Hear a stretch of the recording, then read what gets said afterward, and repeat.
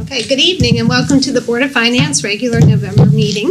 We are in the police training room tonight instead of the main meeting room due to a mandatory state election recount that is going on and actually I think just concluded. Please join me in the Pledge of Allegiance. I pledge allegiance to the flag of the United States of America and to the republic for which it stands, one nation, under God, indivisible, with liberty and justice for all.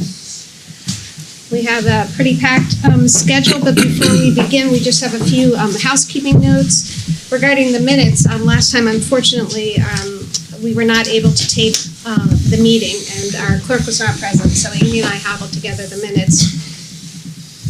Did the best we could, but I'm going to ask that we postpone that, passing them to the next meeting, and ask everyone to take a careful look, and Amy to send a Word document so that if we have changes, we can do those directly. It happened to be one of our longest minutes ever. So please take a careful look, especially with the motions. I just put in, Art made the motion, Linda seconded it for everyone. So if you remember making a motion, let us know and we can make those changes. We've moved our quarterly budget report. It was supposed to be this meeting to our next meeting. Board members had requested we add a column to the capital project summary to include the fiscal year the project was approved, and I believe that was the only additional request from members, but if there are any others, either let us know tonight, later tonight, or just email Amy and she can take care of that. Tonight, we welcome the Board of Ed. Milliman is here, and members of the Board of Selectmen and the Town Manager. So what we're going to do is I'll give a brief summary, then I'll ask Matt and Maria if they have something to add, and then we'll go into questions. And I have a little PowerPoint with the numbers because we're the Board of Finance and we always look at numbers and sort of the history. But for members of the public, briefly, the town through a referendum will be asked to approve $2,261,837 increase in the previously approved budget for the Latimer School renovated new building project due to increased costs from supply disruptions and inflation, not from increase in scope. And I do want to make that important point. This is not an increase in scope request. It is due to inflation and supply disruptions that we see nationwide. While this is a proposed increase in the total cost of the project, this will not result in a property tax increase because the overage is proposed to be funded by cash from our capital reserves, which is our savings fund, the federal pandemic ARPA dollars, and also with additional state reimbursements. A lot of work has gone into this, and I want to thank the many boards, people, staff who have worked on it for their efforts and thoughtfulness. Even interestingly, for the public, even though there is no property tax increase, this project amendment will be going to referendum because the total cost, the total spend for the project is increasing, and the charter requires a referendum to approve the appropriation so that the Board of Ed has the legal authority to spend the new amount. So if you go back to your high school days and U.S. history, this is about the power of the purse. And to have the legal authority to spend, there has to be an appropriation by the people, and we're doing that through referendum. For tonight, we are only being asked and requested to set a public hearing date for November 29th. That will be held at the library to consider an increased appropriation, if we so vote, of the $2.2 million for the Latimer Lane renovation project. After the hearing from the public on the 29th, the process continues. The Board of Finance will either approve, amend, or deny the supplemental appropriation request, and then refer it to the Board of Selectmen to set a date for referendum. Because this project is moving fast, and because we're members of the Board of Finance, we'll give a quick update on actions taken to date, numbers and financing, and then we'll turn it over to Matt and Amy. So, Amy, if you could go. Is Michael Doyle here on the phone? Mike, are you here? Mike Doyle? Yes. He is not. He is not. Okay. He will be. When he does, if you notice. Okay. If you could pull up the first slide, please, Amy. Just to bring everyone on the same page, and this is the timeline. In May of 2021, the voters of Simsbury approved the Latimer Lane Renovators New project at referendum by 79%. And that amount at the time it was approved was $36 million, and change. $36,792,406. In May, a year later, in May 2022, we had been made aware by the Board of Education that there were going to be cost overrides, and we were seeing that nationwide due to inflation and supply disruptions. At that point, the Board of Finance assigned dollars in the capital reserve to cover projected overages due to supply disruption. This was asked for by the state so that we could indicate there was an ability to pay for the bids should they come in over, and we were seeing at that point a lot. That was happening. An assignment is not an action or an authority to spend. It's just an accounting designation that we make to notify the public, staff, our board, that we put aside money and we shouldn't plan on spending it.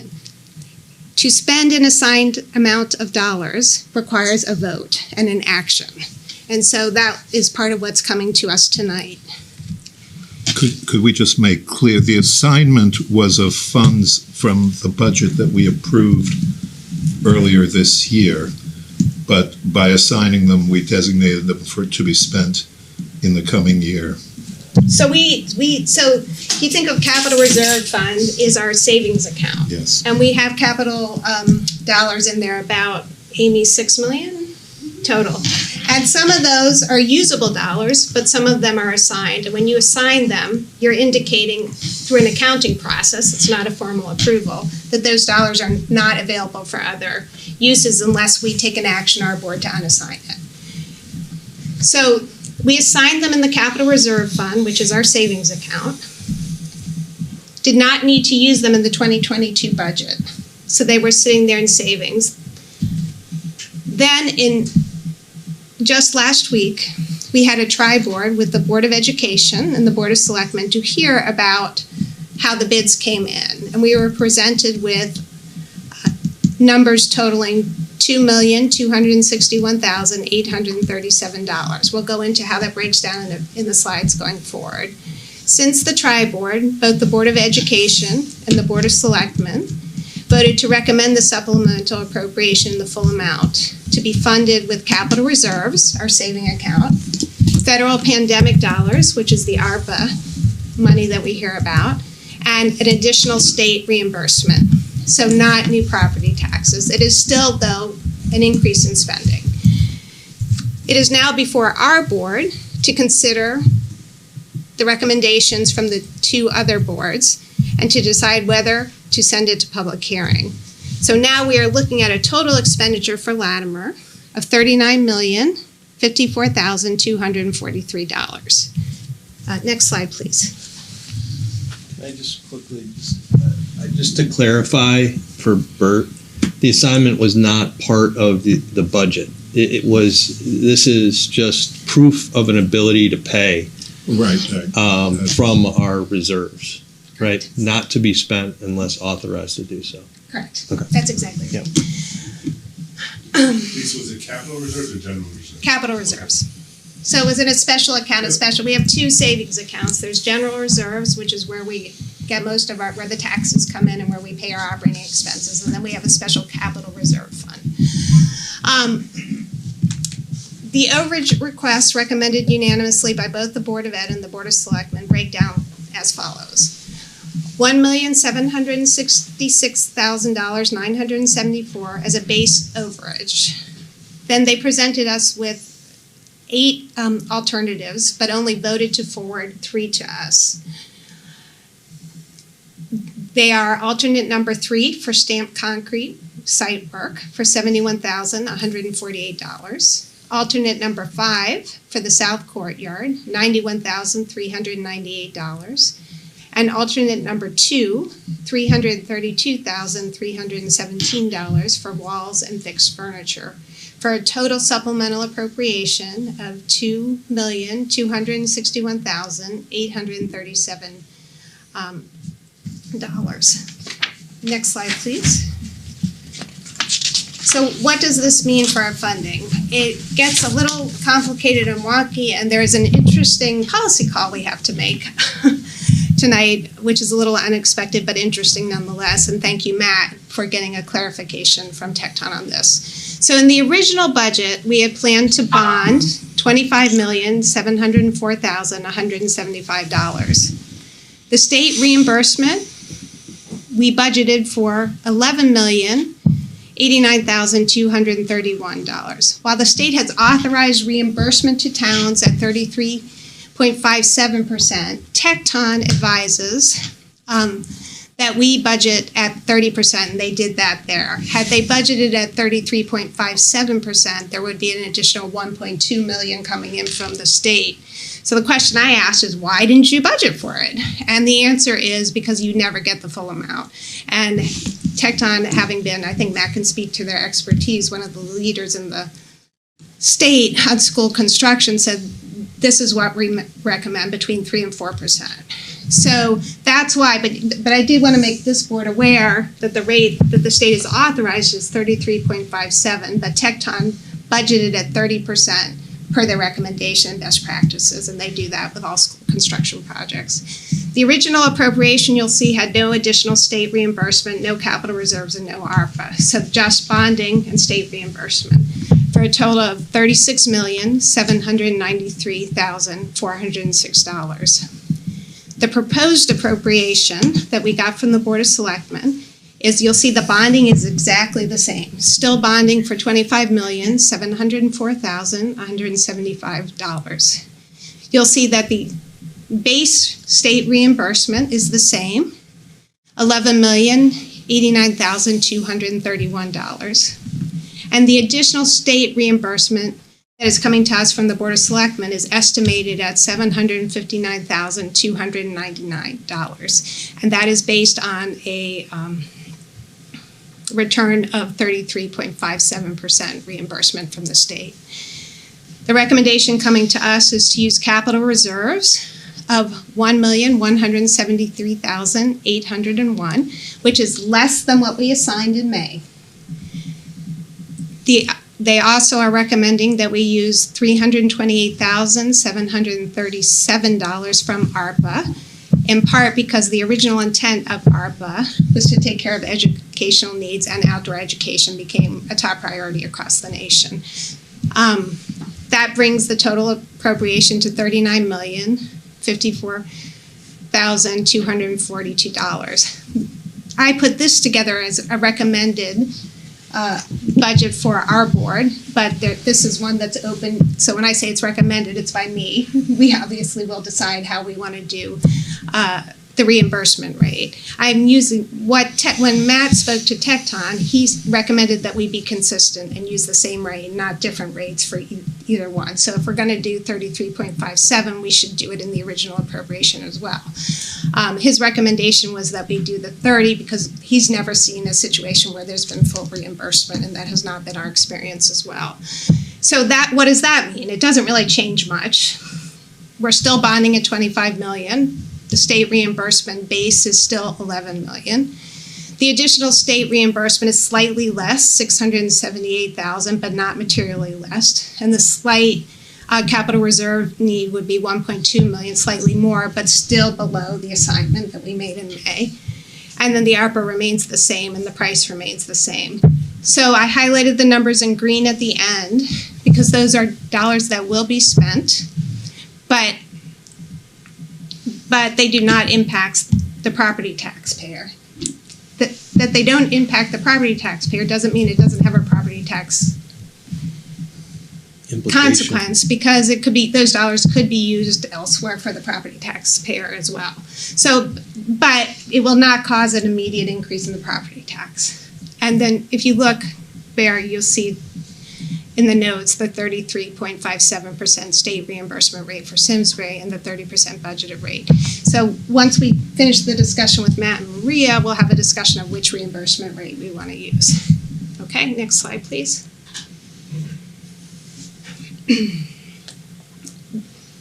Then the question is, and I think it's a question people always say, well, why aren't you just looking at this one project when service at a time. And actually by Connecticut state law, the Connecticut State Supreme Court says our job is to look at the entire financial condition of the town. So one of the things we have to ask is, okay, if we use this money as recommended, are there sufficient resources left to take care of the needs that are identified in the CIP and the CNR? And you'll see that there's potentially 1.7 million of unfunded needs that we might need to tap ARPA or Capital Reserve Fund or not do.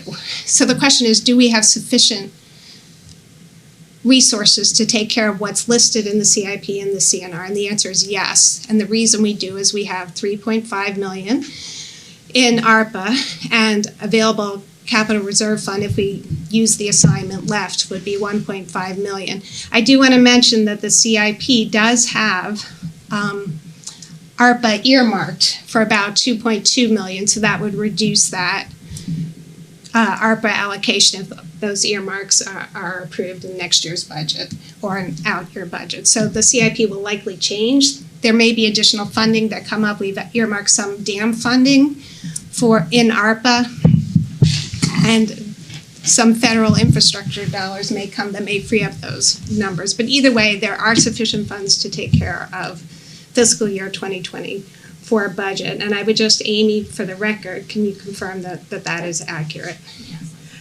And can I just interject that's an assumption that nothing new will be added to the CIP, which I've never seen happen in my how many years on this board. Yeah, so there could be adjustments during budget. Yeah, there are always additional projects that come up.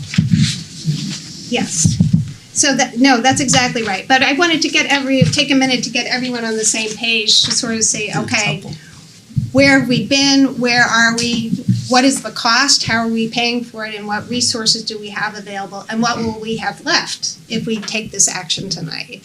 So I did want to open it up to Matt first and Amy to add anything that, with the understanding that some people watching this meeting, this will be the first time they're hearing about this. So just a very brief overview of what this is and what you're asking. I appreciate the opportunity we had the other night to hear the presentation from Jeff and ask.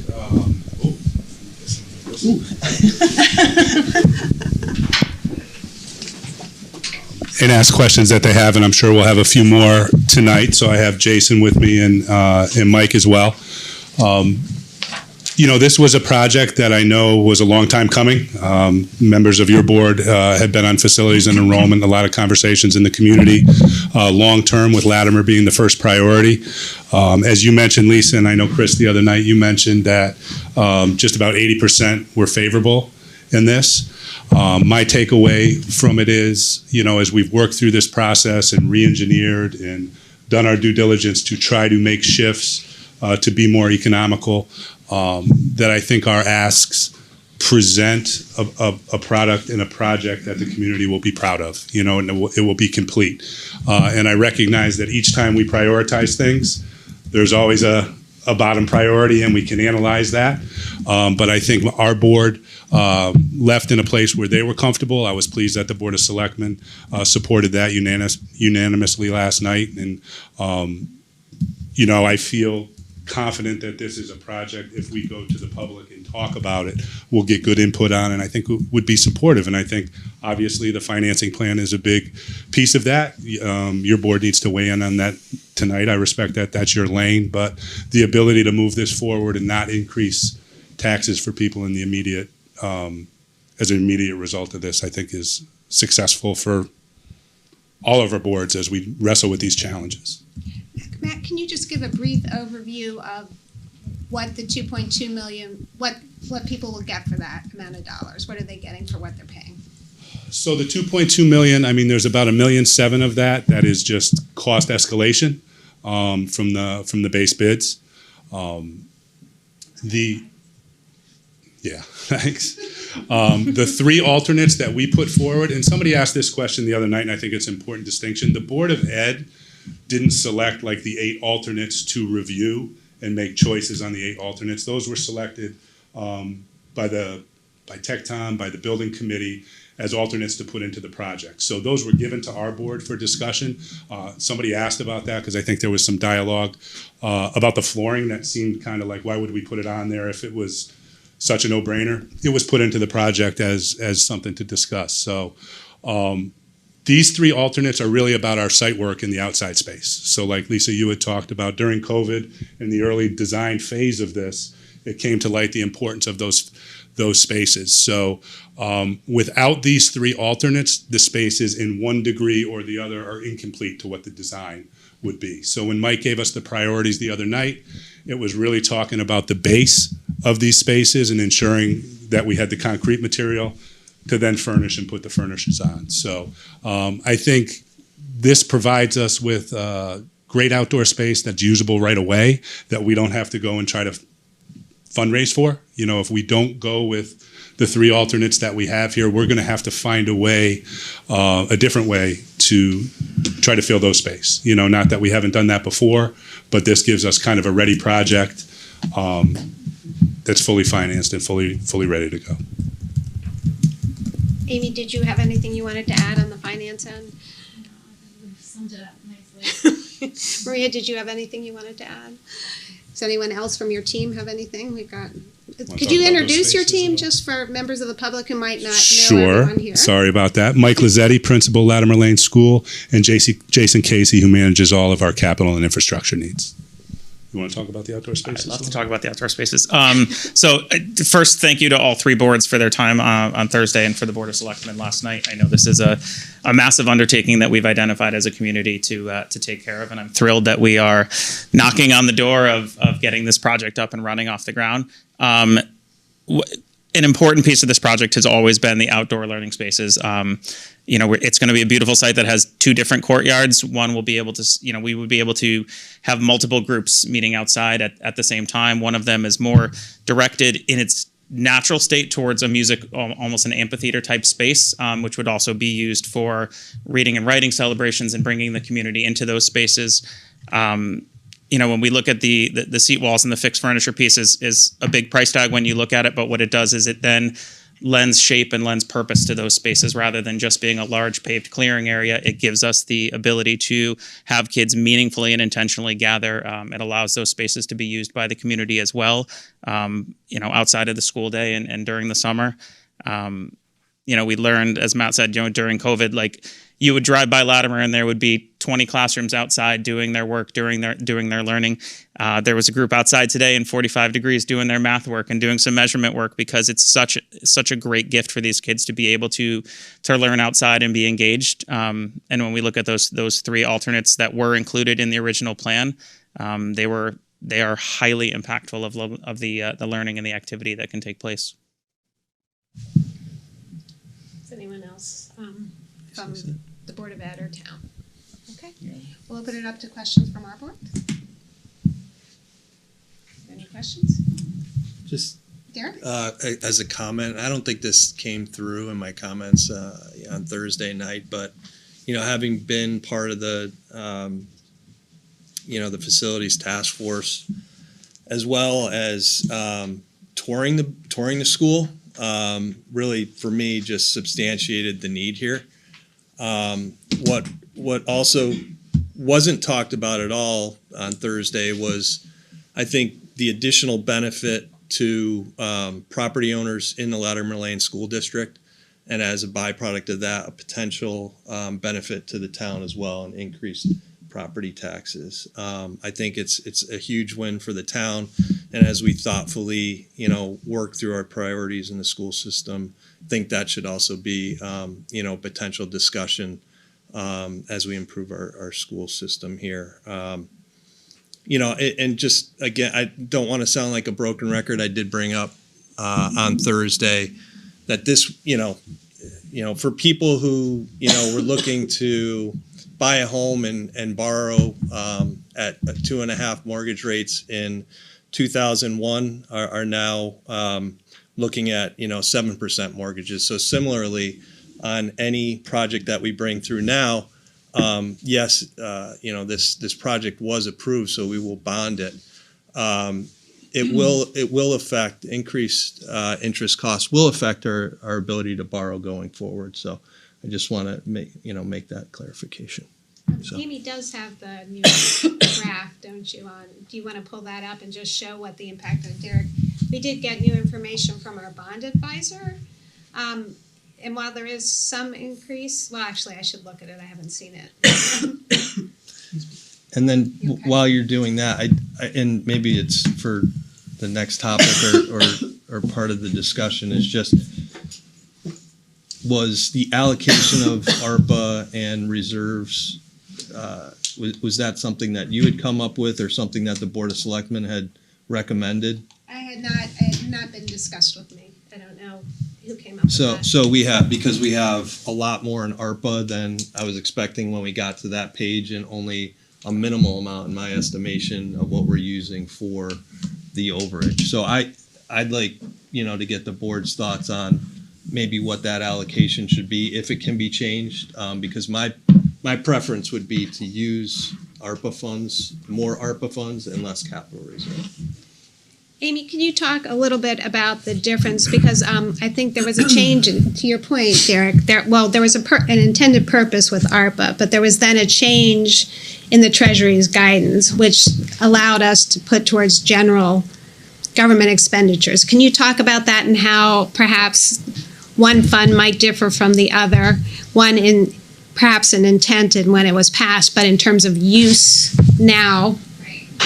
So essentially, our ARPA money right now and our capital reserve are the same exact thing. So when we did our budget process last year, we took our ARPA money into our operating budget, and then we utilized that as revenue loss, and then we transferred out the same amount into our capital reserve. So we unrestricted that money.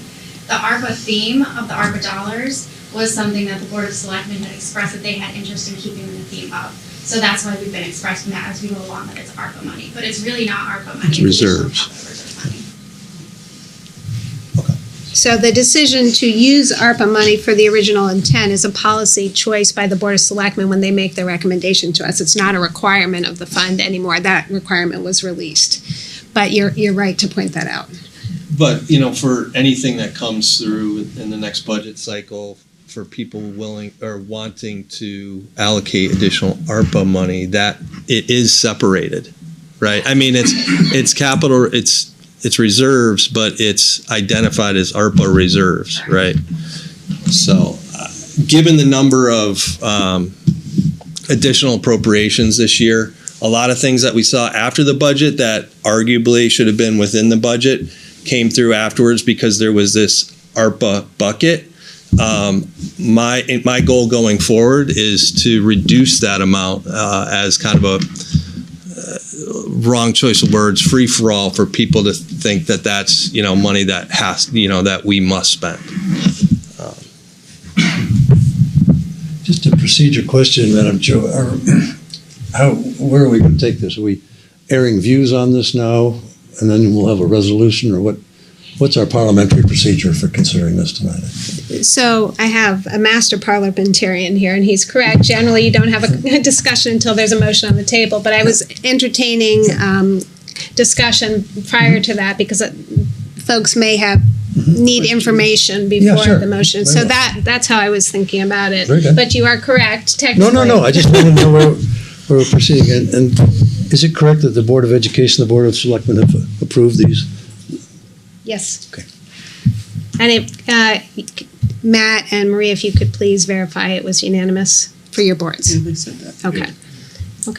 And All right. I mean, tonight, obviously, this discussion of financing is very important and interesting, but we're not making a determination tonight about the financing. We would simply be moving this forward to hearing about the gross amount of the supplemental appropriation. Is that correct? Amy, do you have any? Can I comment on that? To the degree that if we were to make a smaller amount, that doesn't give the voters the option. It's not like we're sending each of these things No, I individually. It's an up or down Yeah. on whatever amount we send forward, so. Right. And actually, I think that's an important point to make. Whatever number we send to public hearing, we cannot increase it unless we notice another public hearing. We can decrease after a public hearing, but cannot increase. So it's worth procedurally understanding that.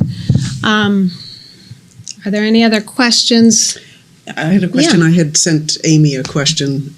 Were you able to get a differential on? Right, so the additional bonding, if we were to utilize, bond funds for Latimer, so that's really good to see. No, it's easy. All right, so if we add the additional funding to the Latimer, we were gonna bond it in two tranches. So the first tranche, we would bond the first half of $791,000, and then the second half, we would do the other $791,000. So one would be impacting our budget year, fiscal year '24, and then our second issuance would be impacting budget fiscal year '25. So the increased interest expense over the term of the bond for the first tranche would be about $353,000, and then the second tranche would be about $374,000 In total, over the whole over the period. 20-year Yeah. bonds. But we wouldn't have to do a 20-year issuance for the second, right? Well, we would do the issuances as part of the project, so we would. Okay. So we would Okay. just break up the 25 Got it. million. And then just the increase year over year, it would be about an $18,000 increase for the first tranche and about a little over 18,000 for the second tranche per year. So it's that in total, pretty tiny. an extra $40,000 a year. So that's much different than what we had discussed at the tri-board Oh, no, meeting. that's just for the 2 million. Amy, Right, do you that have was the my- debt Oh, service?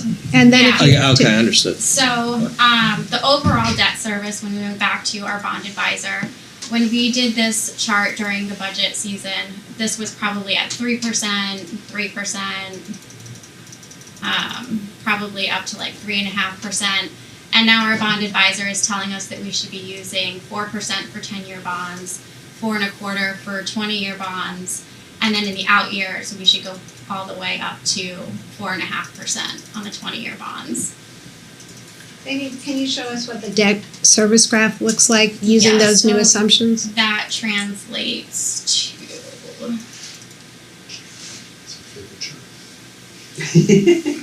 and then, just for reference, this yellow line is the 8% target line, for the 8% debt service in accordance with our policy. So fiscal year 2025 issuance has not even been voted on, right? And that includes fiscal year 2024 projects as well, that line? Yes. So that means it means, one, going into the budget process, the Board of Selectmen has a tough job because you're going to have to cut some of the planned capital based on the new borrowing constraints that we're seeing. It looks like, what are we at, 9% there? No. So, we're probably like a little over 8%, maybe like 8.3 or something like that. Okay, so it's not a terrible overage, but there is a way, and that can be done by moving some things out or moving some things in. That's one thing we can do. And what you had said at the tri-board, but I think it's worth repeating because people who are at the tri-board or people who are watching this meeting may not have been at the tri-board. That increases our debt service per year by about $125,000, I think you said. Sounds about right, but I don't remember offhand. Where would we have that?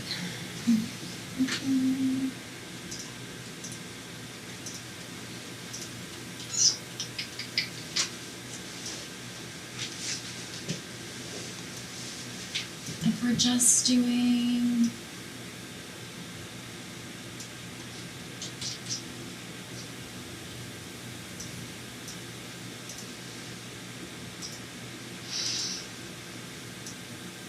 yeah, it was about 200,000. About 200,000 a year. So when we think about, and this is not something for this board to consider because the voters have already approved this, 36 million, there's no ask for additional funding. That's just a known cost going into the budget process. But because we're the Board of Finance and the Connecticut State Supreme Court says it's our job to take a holistic look at the town's finances, we do look at it all all the decisions we make within context. But the recommendation coming from RIA, I assume partially taking this into account, was not to add bonding, knowing that there are going to be some bonding needs coming forward. Would you like to speak to, but to Linda's point, it's only $18,000 a year. So can you talk to sort of how you came to that conclusion, that calculation, and what your thinking is there? Sure. I think that I've probably had this conversation with the board many times over my tenure, is that, in the long term, I think the more cash we can put towards items is really prudent in the long term. And this is a very good reason, one of the very good reasons why we established the capital reserve, right? It's emergencies, it's unforeseen circumstances. I don't think any of us could have predicted the construction inflationary environment that we're dealing with at the moment. So again, I think this is a really good example of why we're saving, why we're setting aside money. So when these sorts of unanticipated, situations happen, we have that we have that savings account. So we don't have to go back, and do additional bonding, additional debt service. That does have implications, on the larger capital plan. So I do think, since we do have the cash available, that would be the most prudent, use of the capital reserve. Additionally, we had talked about, again, using the ARPA dollars to fund the outdoor learning spaces. So you might recall the Board of Selectmen did pass that policy resolution in terms of intended uses for those ARPA dollars, and really trying to keep within the spirit of what those intended uses were. So we did think that the outdoor learning spaces paired very nicely with that.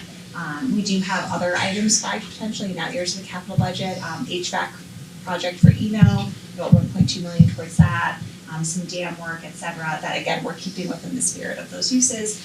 But with the remaining balance of ARPA, it's simply that, $300,000 and some change could definitely be absorbed with that ARPA dollars.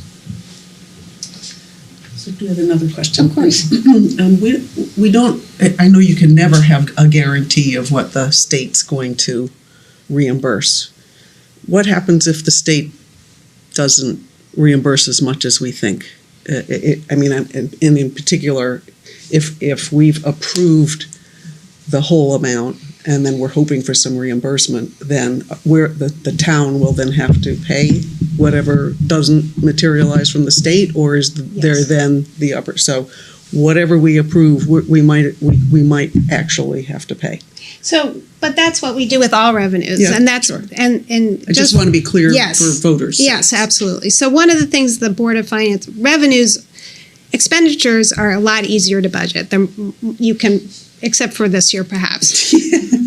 I wouldn't say easy, but they're easier. They're concrete. You can get estimates. You can look on Staples. You know what things cost. You can get numbers from your contractors. It's easier to budget. Mm-hmm. Revenues, we have found, other than the property tax, can be a little bit more variable. And certainly many years ago, the state giving town their promised revenues were greatly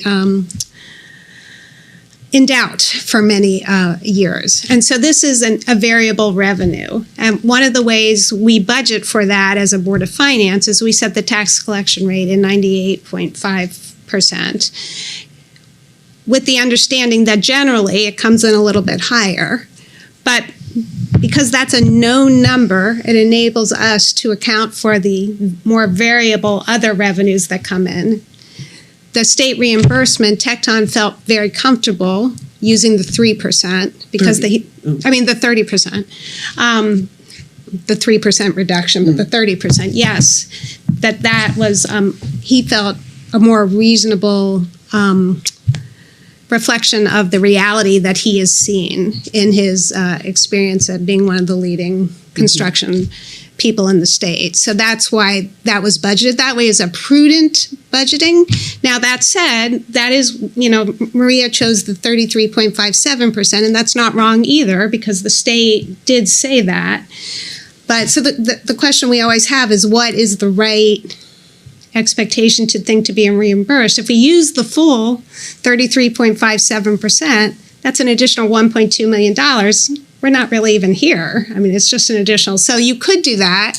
But then to your point, Linda, what's the odds of that happening? And Tecton says, well, it's going to happen. And so you should reduce your expectation to 30%, which is his recommendation. But to your point, it's certainly not known. And to Maria's point, it's certainly not known. And to our point, we do budget 98.5% tax collection rate precisely because there are variable revenues.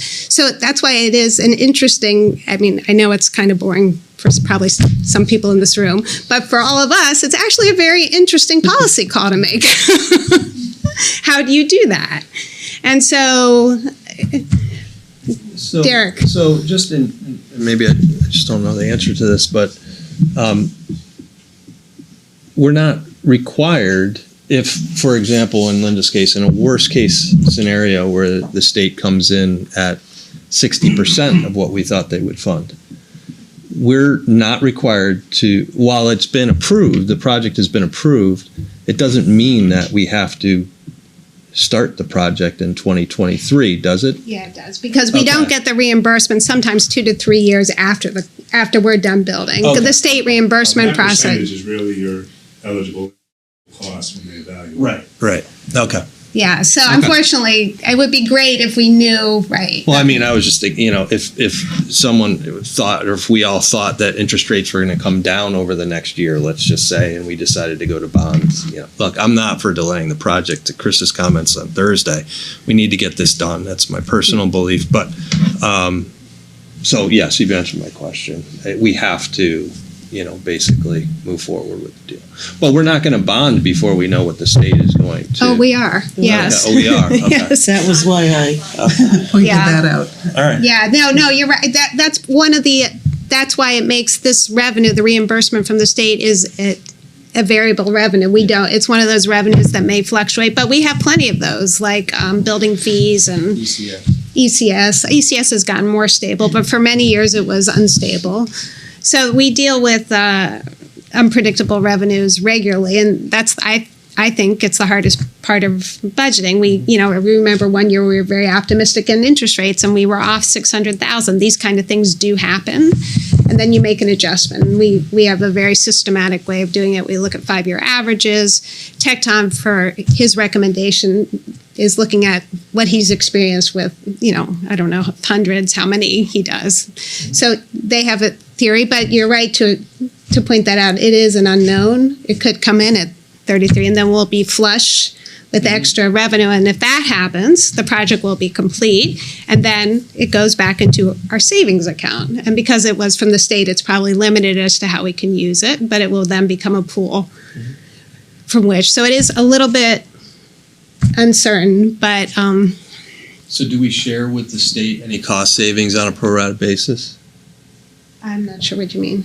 Well, if there's cost savings in the project. You can't claim it. I mean, you have to spend it first and then they reimburse you Right. based on your. Oh, yeah, right. Okay, yeah, okay. It's Their a savings, yes. they automatically get they get their share. It doesn't go in at the same time, Right. understood. Yeah. Now, that said, Jason could speak to, there's an intense negotiation with the state to get to the point where the state says, yes, this is a project where we think you're going to get the 12.53%. I mean, the 30.57% reimbursement. Is that accurate? Jason, do you want to speak to that? Yeah, it's an ongoing process. The design team meets with the OSCG&R group periodically. We've had several meetings so far, and it continues on. But until we get to the audit phase after the project is when we really get into the numbers of what we expect back. We have to rely on experts in the field, the Tectons of the world, and those that are projecting these costs. So.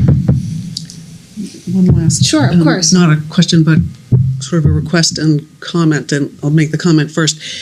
I think the Board of Ed did a really good job of trying to find ways of reducing costs, given that there was a huge amount of inflation, and I really appreciated that. And, we had a long list provided to us of all of the ways you did try to cut back costs, and I think that was great. And then some options for restoring some of those.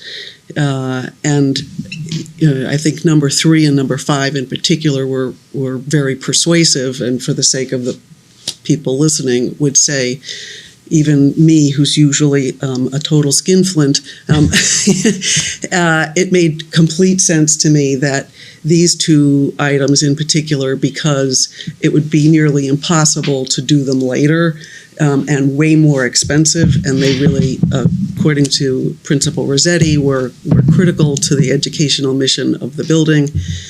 It just made sense, and they're not hugely expensive. I have mixed feelings, to be honest with you, and we can talk about that more later, about alternate number 2.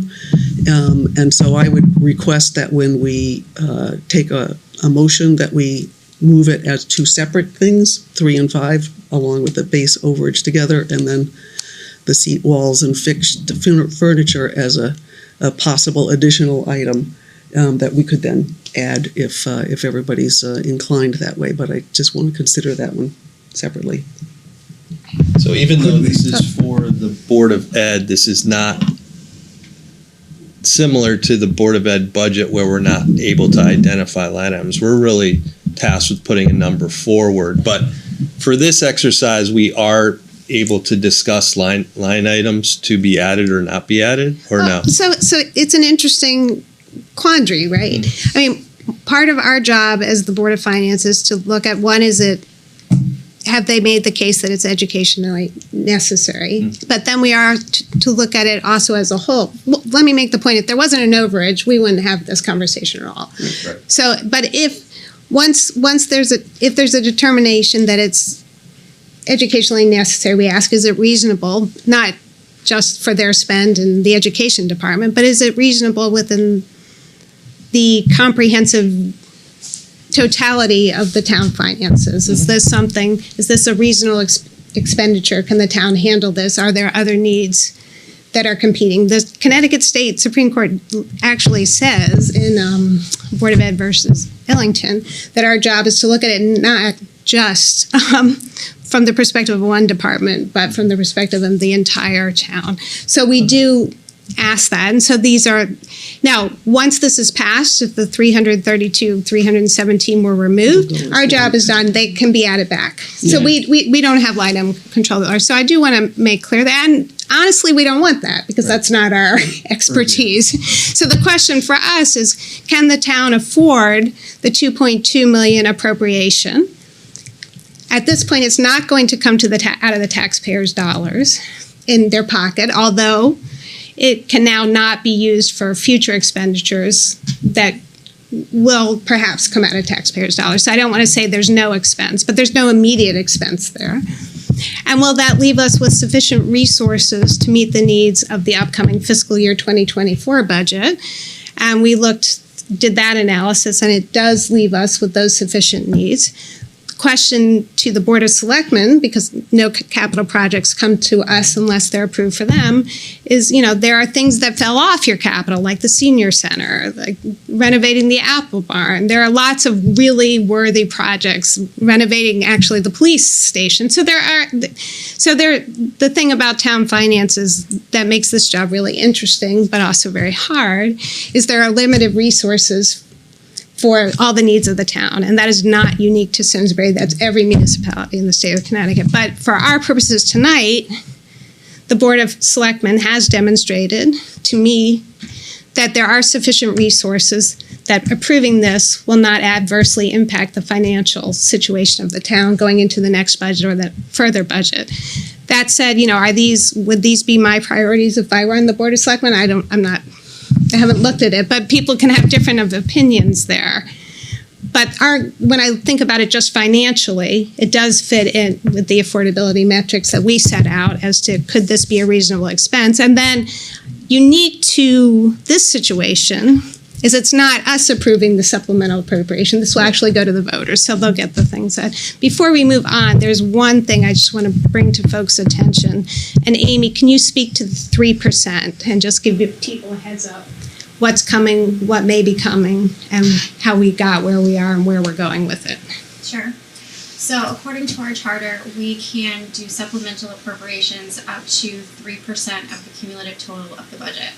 Anything above and beyond 3%, we have to go back to referendum. So we are in that pinch right now because of the grant funding that we received for some of our larger capital projects that we had.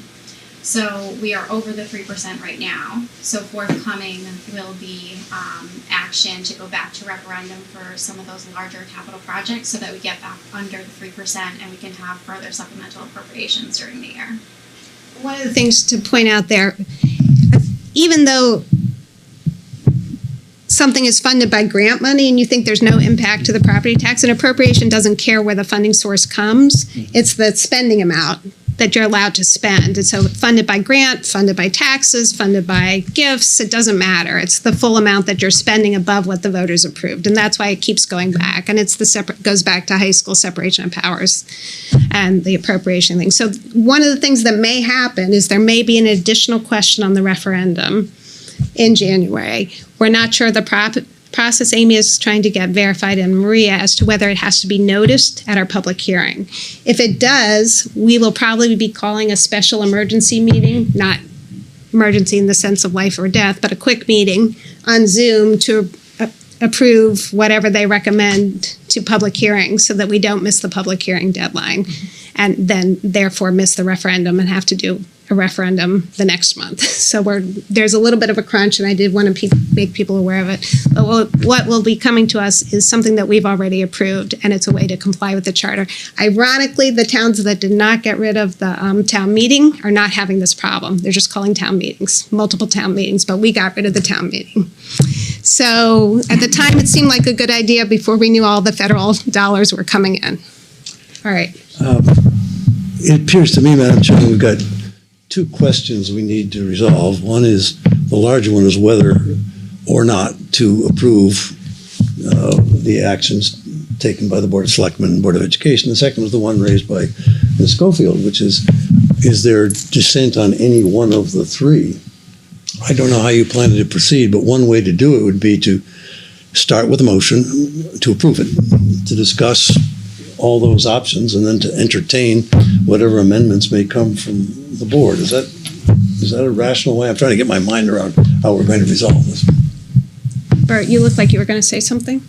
Yeah, well, that had to do with our procedures, but just conceptually, I may be wrong about this, but I think there's one other consideration we're talking about here, and I want to emphasize I'm relatively new to the board. I wasn't involved in the approval of this project, which obviously went through a lot of work and got approved by the town, and now through no one's fault here, the expenses rose, and I think we've come up with ideas that are responsible, that make us responsible assumptions about how we can pay for it, as you just pointed out. But this is coming up as a supplemental appropriation, one among many that we've had over the last few months. And I think one of the things we have to consider is whether any portion of this appropriation, any portion of this spending could be put off so that it can be considered in connection with all of the town spending in a regular budget process rather than in this manner sort of isolated. Because I came away from Thursday's meeting not entirely certain, as Linda mentioned, that item number 2 is something that needs an immediate appropriation as opposed to consideration down the road. One thing, Amy, could you clarify is if that were delayed, would we be eligible for the 30% reimbursement from the state? I'm not sure on that. I haven't dealt with the state on the grants, but I'm pretty sure all of that is approved up front. It would have to be part of the original project, but Jason can correct me if I'm wrong. I believe that's correct. So it would be a 1/3 increase in costs and delaying if it gets approved at a later date. So in terms of cost implications, I think that sounds, as I understand it, and I think Jason and Amy feel at least 80% confident that that's correct. Maria, did you have any thoughts on that as well?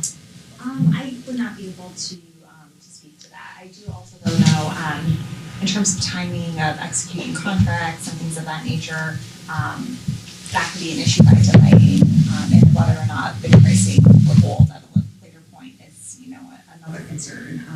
And so for a lot of different factors, it would make sense, I think, to do it all at once up front. Lisa, can I add one thing? Or Sure. I just want to go back and clear, just from Board of Ed perspective, it's something that Derek mentioned, and it's always that tension point, right, between the responsibilities of the board that, Bert, when you talked about, made sense to me, hey, can those dollars potentially be used somewhere else? I don't know how you balance the conversation between plucking scope and changing the scope of what's already been approved with the dollars. So I put that out there as a challenge, and that's always the ultimate challenge, and kind of stay in our lanes and being respectful to where we've been and what's been approved. But this is a kind of a scope now in my mind that's been approved by the Board of Ed, it's been approved by the Board of Selectmen. There's definitely a dollar impact conversation that I know we need to wrestle with, but when we kind of go with the rationale that I'm not sure you need that piece of the scope right now as a Board of Finance, it feels tenuous to me. It's just, so I just put that out there in a respectful way as you work through your dialogue. It's a tough one because when we talk about our overall budget, it's the same thing. How do we talk about the bottom line without questions from up top? So I've been doing this a long time, I get it, but I just want to be respectful of these are the scopes of the project and the funding plan that the two boards put forth and feel comfortable with.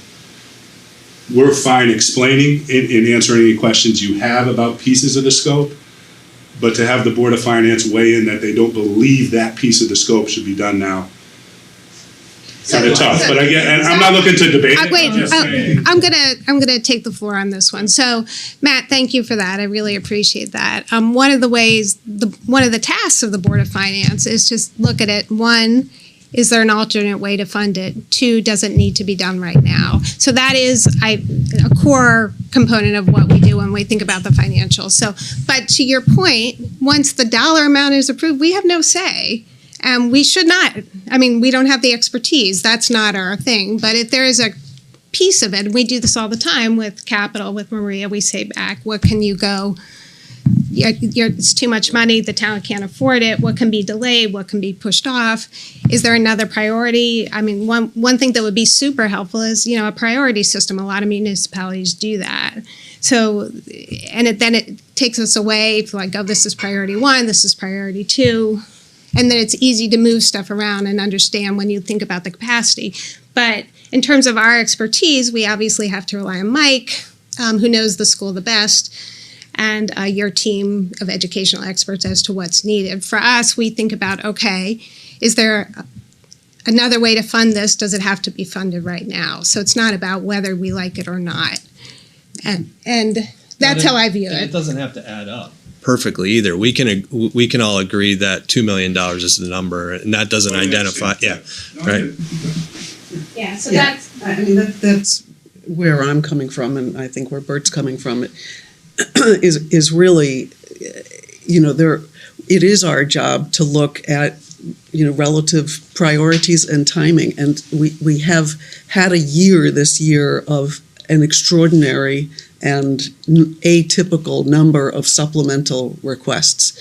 And that concerns me, that we've got this new pattern of not looking at everything in terms of the whole town and a prioritized list of all capital projects, but getting all these one-off requests, one after another after another. And I think it's incumbent upon us to look at, well, wait a minute, are there some of those requests that can be bumped back to the normal budget process? And that's why I was trying to preface and say, it's really clear that number 3 and number 5 really shouldn't be pushed back, because it makes no sense to delay that.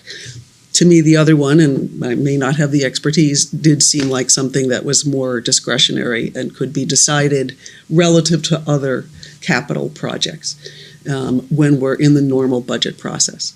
Amy, can you, and Maria and Matt, I'll throw this out to you. Are there any other supplemental appropriations you anticipate bringing before this board? Teachers? Isn't that one? Well, let them. I didn't hear that. I'm sorry. Mike was in I my ear. apologize. Mike! Sorry. I don't know. I don't think you guys are watching Resurrection. The question we asked should this board be made aware of any other supplemental appropriations that may be coming to us before the budget cycle? The most likely have a request for essentially a budget transfer or a budget adjustment, which would be a reallocation of savings from an already approved capital project at the high school to the bleacher project at the high school. So we have one project that came in the savings and another project that came in over budget, primarily due to aluminum and I think the steel prices increasing. But that won't be an additional cost, and it'll just be a reallocation of project savings. So we will be bringing that forward. We do anticipate that there could be additional grant monies coming in for the Meadowwood Barn restoration. We don't know what those numbers look like yet. We've been in discussions with the State Office of Historic Preservation, but we do anticipate some grant revenue coming in. What that number looks like yet, I don't know, but I do think it will be rather sizable. I'm going to pause you right there. Just when we think of supplemental appropriations, if they're fully funded by grants, our policy is we approve them right away because there's no impact. And those can come in. Our policy do permit those at any time during the year. I'm just talking about supplemental appropriations. Yeah, but beyond that. Aside from that, I would say largely, at least for the town, the supplemental appropriations we've had have been grant dollars. And so I think just a good example is we've had 5 separate competitive infrastructure grants that came in for sidewalks, streets, bike paths, that have totaled over $4 million, and that's a wonderful thing for the community. But again, largely, I would say that the municipal supplementals have been largely around infrastructure grants, and I do anticipate we'll probably have some additional grants coming in. And one thing Amy and I have been talking about, looking at how other towns do it, and one of the things we've found is some towns do anticipatory. If they're reasonably anticipated, they will budget for them so that doesn't impact the appropriation. Then your board, the Board of Selectmen, could set a policy. You can't spend the money until the grant comes in. That's a very easy way to deal with that. That won't put us up against the 3% cap. So we're starting to look at that, how we can adjust the budget, because we do anticipate additional federal dollars coming in. It's fine to go to referendum to accept a grant that costs the taxpayers nothing, but that seems sort of crazy. And if we had a town meeting, we wouldn't need to do that at all, but we eliminated the town meeting. So we are in this sort of strange situation. We've never had so much federal dollars coming in. It's a good thing. But can I just make a comment? In terms of like the bleacher project where you say you have savings from something else, that savings would normally go back to the general fund, correct? Or am I wrong about that? So it would be cash savings from Or one back project to cash for another. So typically if it was bond funds, it would then, after the project closeout, we'd have to return those funds to general fund reserves and then we could reappropriate it. But essentially this is a cash funded project that had savings going to but the savings doesn't automatically stay with whichever department made the savings. It comes back to the capital reserve fund or the general fund. Typically, right, when we do capital project closeouts, we would then make a series of recommendations. Sometimes we will recommend to you all, like, okay, well, we had, say, $20,000 in savings from the Parks and Rec master plan. We propose, reallocating, this was something you guys did approve, reallocating that dollar to Parks and Recreation software. So sometimes we'll recommend using savings to fund other projects or returning to capital reserve. I would think those are probably the 2 most common methods. And to my point, in the example you just gave, we'll have savings from one project, but the question of whether it should be allocated to this specific project is, if it's presented as a supplemental allocation, it means appropriation rather. It means we're not weighing that expenditure against all the possible expenditures. We're taking it in the context of the budget overall. We're saying, okay, we've got this money now, let's spend it right here, which is not the best way to do it necessarily in all cases. I think our board, consensus-wise, we would like to have one budget. You budget in May. That's the budget, and you live by it for a year. And we understand their extraordinary circumstances, so you went a little, you know you're going to go a little over here, so you say, oh, I'm not going to do this here, and I'm going to come to the Board of Selectmen and Board of Finance and ask for a transfer within the budget, but the bottom line stays the same. That's fairly typical and a normal thing. This, because we've had so many federal grant dollars, there have been an extraordinary amount of supplementals, and we'd like to get back to that when we can. We do understand there's also extraordinary circumstances, but when you look at, and again, this, if you look at any one request by itself, they're all great, but when you line them up, that is a better way to budget, because then you see all the priorities of the town. I mean, you can envision a situation where someone asks for something and then, oh my gosh, there's a crisis. Had I known this was happening or looked at it in total, I wouldn't have done that. I would have chose this. And when you do an off-budget cycle, you don't get the whole picture. And as the Board of Finance, that makes us uncomfortable.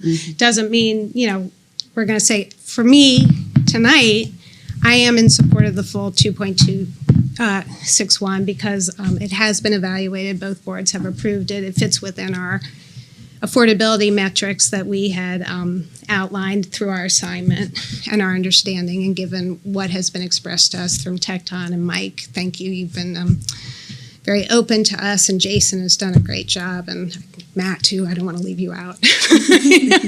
But and Amy, who's sort of been the liaison between all the cats and kept us all moving in the same direction. So, and we do have demonstrated amount. Again, is it the best allocation of money? I don't know, but I view that as not.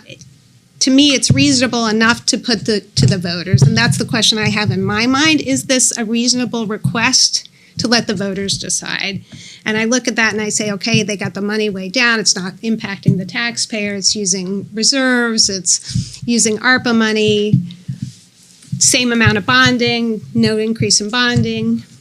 It's leveraging the state. We're going to get a third reimbursement from the state, leveraging state dollars. To me, it makes sense to do it now. The stadium is not before us, so we'll have an opportunity to review that and talk about that. But in general, the consensus is we would, to the extent we can, and especially in the next budget cycle, let's really make sure we're budgeting reasonably anticipated grants so we don't run into this and we don't need to come back for supplemental appropriations. They're going to talk a little bit about budget requests later, and we can get into some of the details there. I'll open it up for last comments, and then we'll go to motions. Derek? Question, after we make a motion, put a number to the referendum, are we able to reallocate between ARPA and capital? Yes. Okay. Yeah. Thank you. And it can be reduced. So my inclination is to put the full amount to the public hearing. Let's hear what the public has to say, and then make the decision. Once we can make a motion, we can all vote on that. Exactly. All right. So we have two approaches to the motion, which.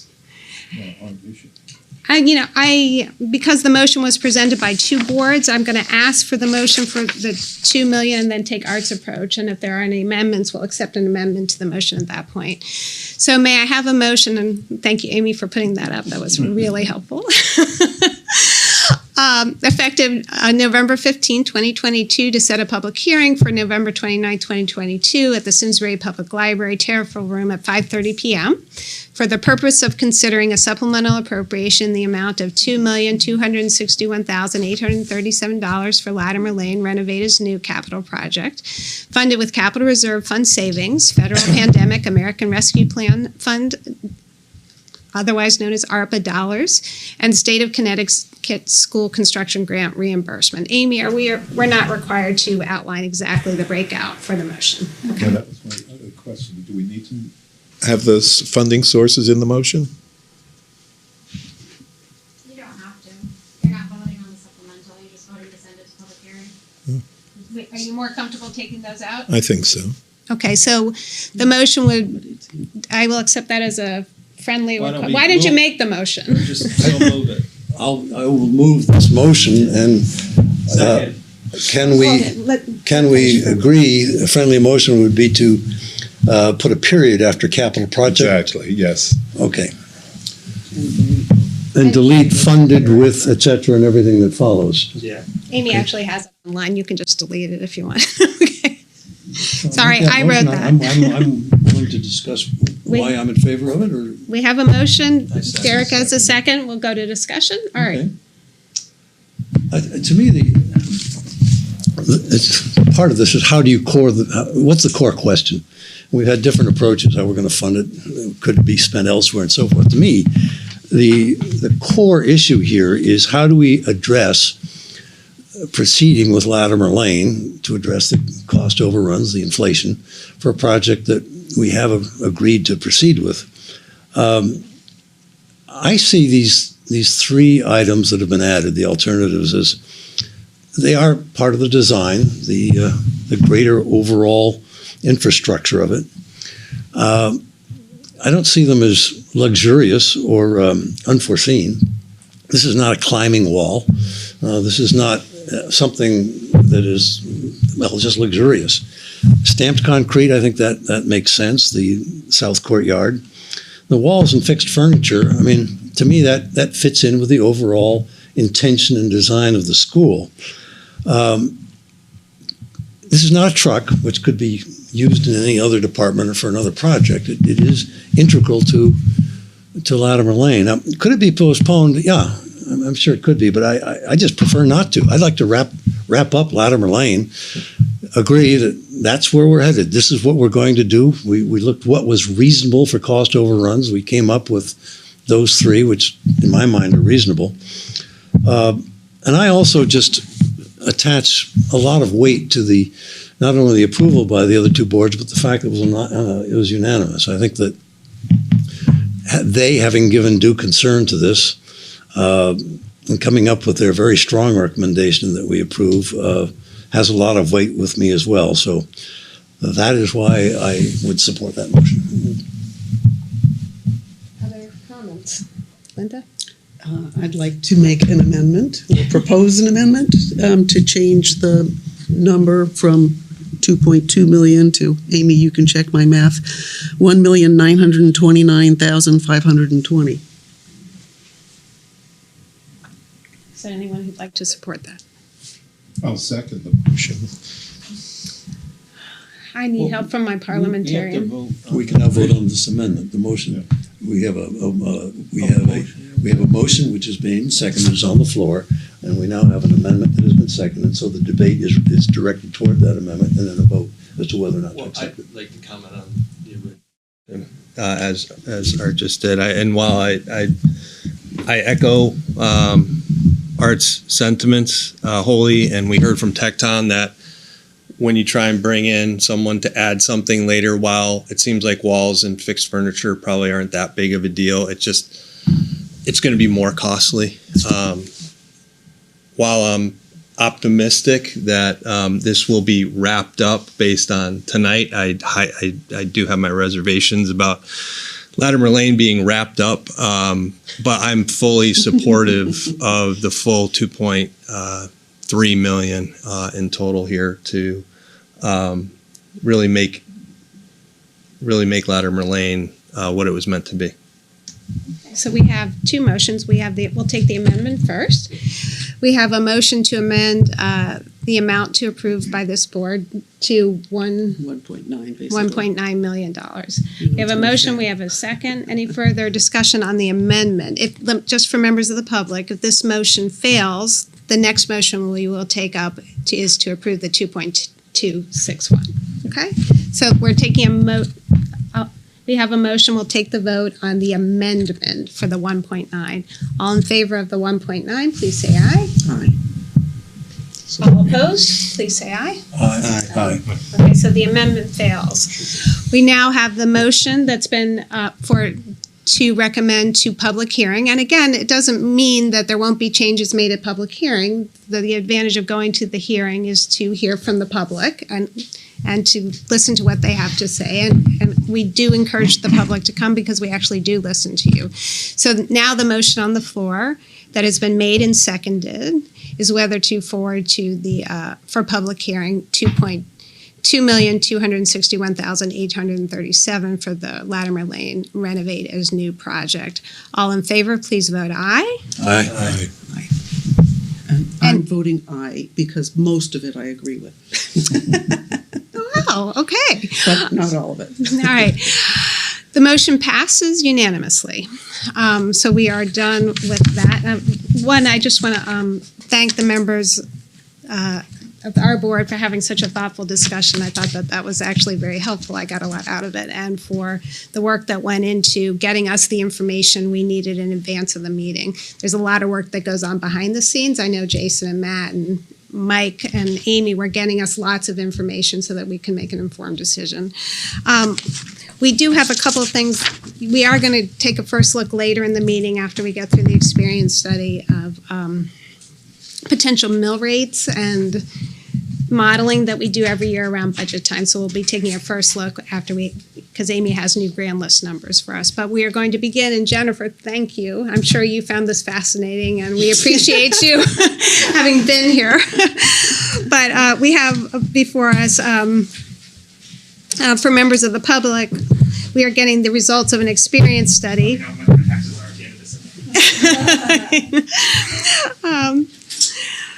You're welcome.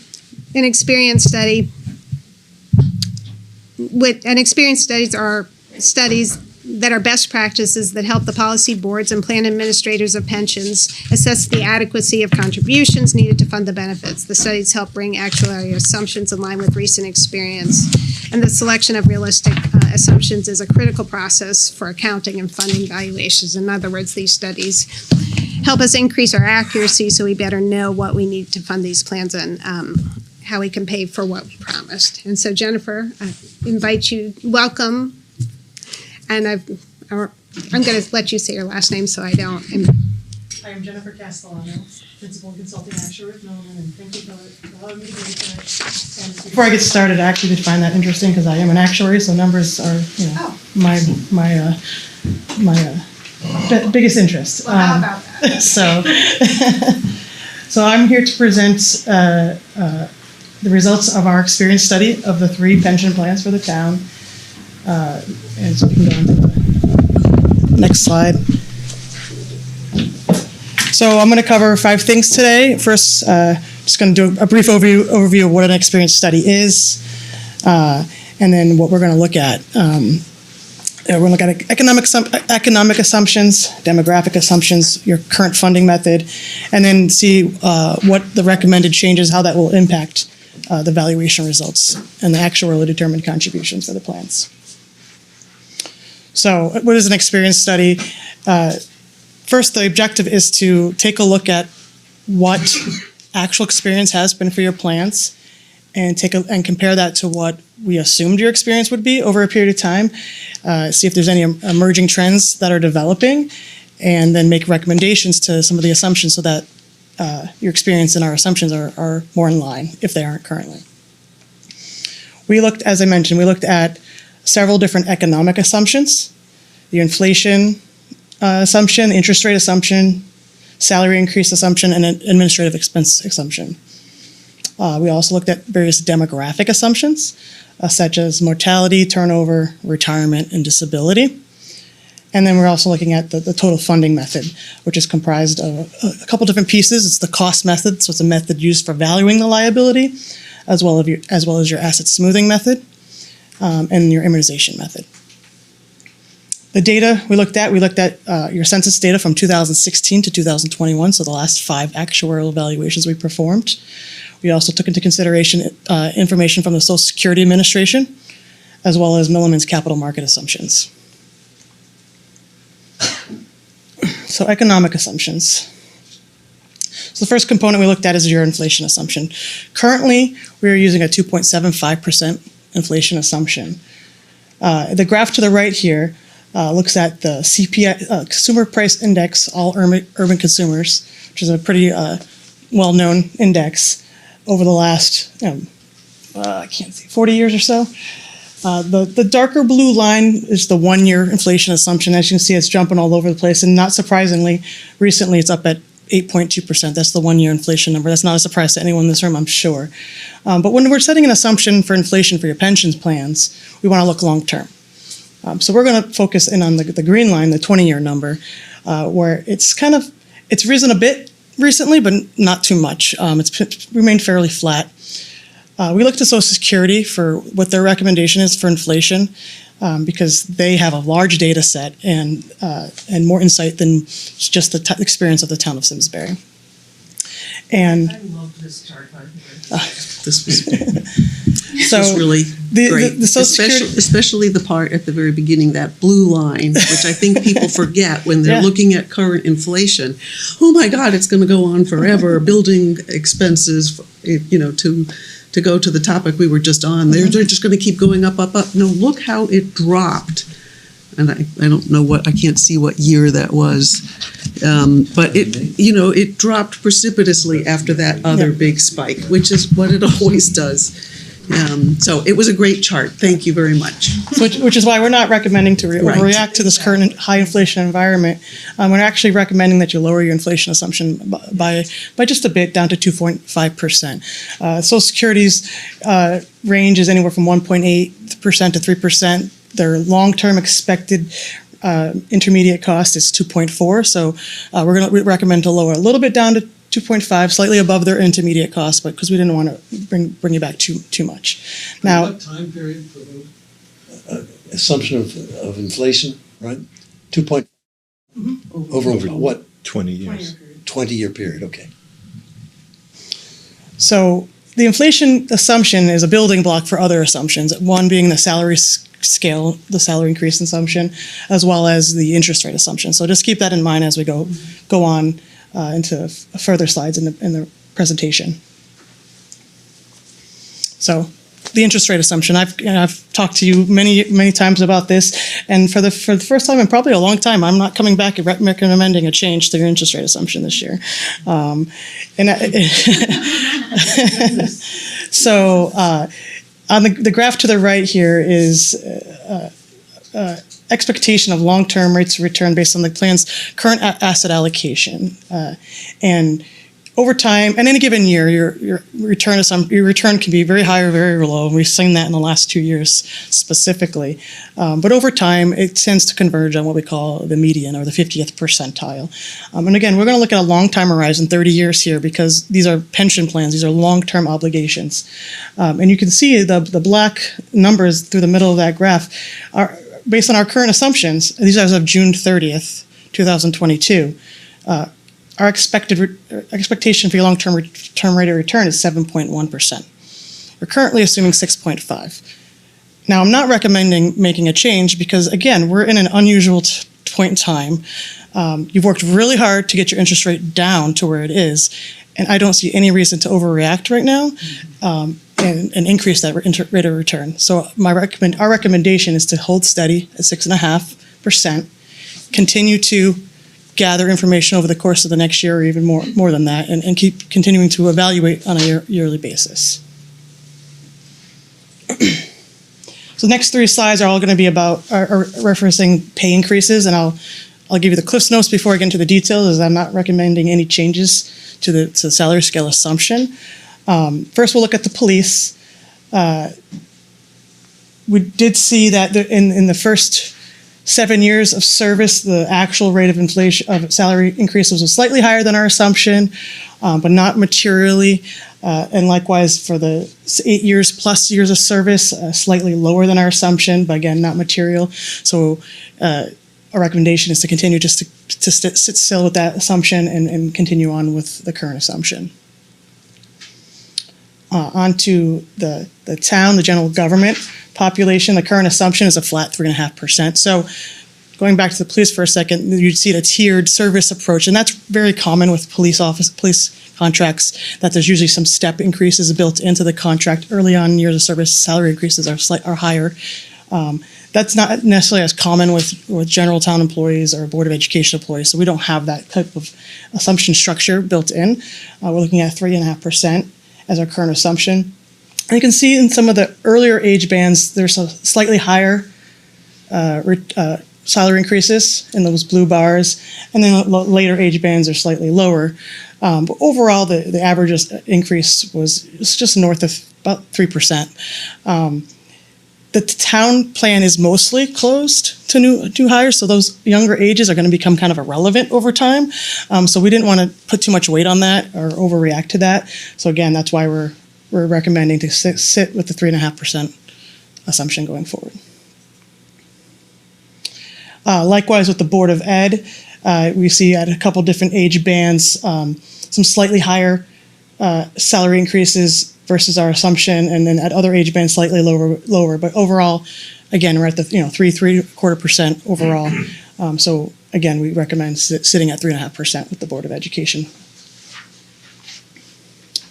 So the next assumption we're looking at are your administrative expenses, and what this assumption is when we determine the cost of the actually determined contribution for the plans each year, a component of that is what we call the normal cost.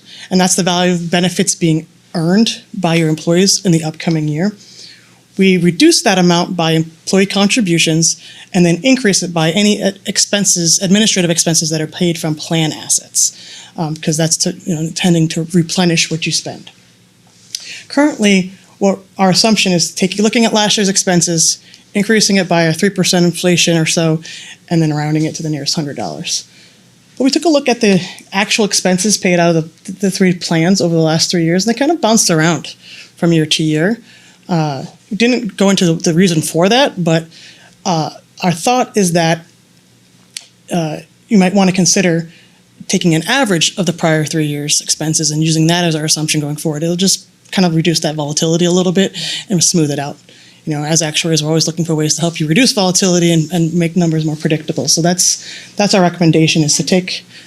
Yes. Amy and Maria, why is that? Why are I can speak to some of that. So some of that is going to depend on a collective bargaining cycle. A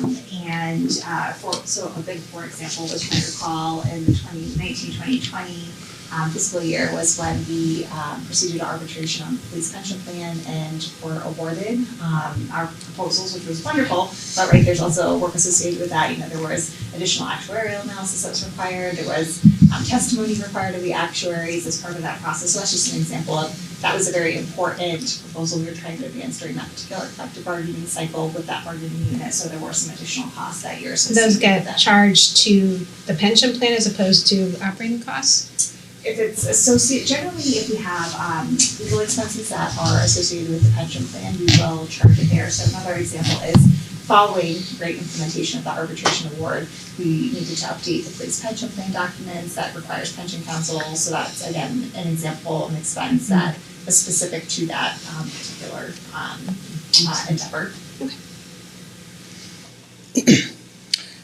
Next slide. So those are all the economic assumptions. Before I move on to demographic assumptions, I'll just pause for a minute to see if there are any questions or any other clarification. Okay. So mortality, I put mortality on here. We didn't really study mortality because we talked about mortality just a couple of years ago, and you voted to adopt the newer public plan mortality tables known as Pub 2010. So we did adopt those, and we adopted there's two components to the mortality assumption. There's the base table, which is the Pub 2010 table, and there's what we call a mortality improvement scale projection, which builds in expectation that mortality will improve as time goes on. And that scale is the MP scale. And every year, the Society of Actuaries comes out with an updated version of that table. We look at the ultimate rates of improvement, not all the intermediate rates of improvement. Those ultimate rates of improvement have not changed until 2021. The most recent table had a slight change in that ultimate scale. It used to just be one rate for all ages. Now they've kind of looked at age bands and made it more sophisticated. So what we're recommending is not to change the base mortality table because we're still using the gold standard, the most up-to-date table available for public plans, but it's just to update the projection scale from the MP 29 ultimate, which was the most recent up until now, to MP 21. So what has happened with mortality improvement scale? Has mortality improved, or it has been improved, but not as well as much as the Society of Actuaries predicted initially. So I thought I would have assumed during the recent couple of years that mortality got worse. So an interesting thing with respect to the mortality studies, the MP scales, so we'll look at MP 21, which is just the most recent one, reflects mortality experience through the end of 2019. So COVID's not in there yet. But diabetes is the other big thing that people are not living as long as they used to. I keep reading, so I would have thought that mortality would go when down. they come out with the full MP scale, they pull back a little bit. And they pull back a little bit. So they were really rosy predictions early on, and they've pulled back a little bit every single year. But the ultimate scale never changed until this past year. but again, it's very minor. We see changes in liabilities about 0.2%, like pretty insignificant. Going down. Going down. Yeah. All right. So getting into the next demographic assumption, this is turnover or rates of termination. And when we talk about turnover and termination, we talk about people who stop working for the town but don't immediately begin to collect a benefit. Okay. So for the police, the current assumption is that there is no turnover. And that's fairly common with police plans and public safety plans, is that we don't assume turnover. And this is a very small group. It's not a very large data set, but we did see, there were 6 actual terminations during the period, and 4 of them came in earlier years of service. The 2 that were in the later years of service, those people were actually eligible to retire, so we're kind of like, I'm not going to pay attention to those because they could have retired, they just chose not to right away. They might have waited 6 months and then retired or something like that. So we're proposing a slight increase to the turnover assumption for police in the first 10 years of service from nothing to just 5% per year to get the proposed experience to be more in line with what actually has happened. On the town side, the current assumption is it's a service-based scale, starts at 4.25% at earlier bands of service, and then grades down to 2.5% for later bands of service. Again, not a lot of activity on the town side, but overall there were more terminations, almost double than what we expected to happen, primarily at the earlier service bands again. We're recommending to slightly increase the turnover rates at the shorter years of service and even some of the longer years of service, but more substantially at the shorter years of service. So I just do not understand the chart. So they would what each graph yeah. to adopt those numbers? Yeah. So the blue bars represent what actually happened. The green bars represents the number of terminations we expected based on our current assumptions, and the yellow bars represent the number of terminations we would have expected if we had been using the proposed assumptions. And so when we take our motion, what assumptions are we using? The orange. The orange. The orange, So you should yellow. know I don't see colors. Sorry, well, the so far right bars are the Thank color you. are the ones we're proposing. Yeah, I should have made that clear. I don't actually see those colors. So. The far right bars are the proposed assumptions. And on the Board of Ed side, again, there wasn't a lot of activity, but there were more terminations than expected. On the Board of Ed side, the terminations were higher at later ages than at earlier ages.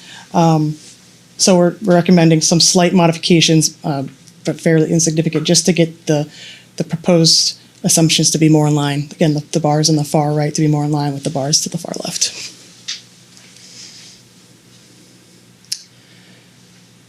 Now we're on to retirement.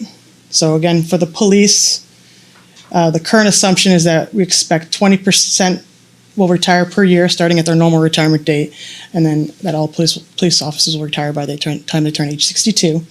Again, there wasn't a lot of activity, but there were fewer retirements overall during the study period than expected, but not by any material amount at any given. We couldn't find any trends that really warranted to make any kind of recommended changes. So we're recommending to keep the assumption the same for this group. Can you remind me? I sometimes forget which set of rules applies state, which I was used to, and town.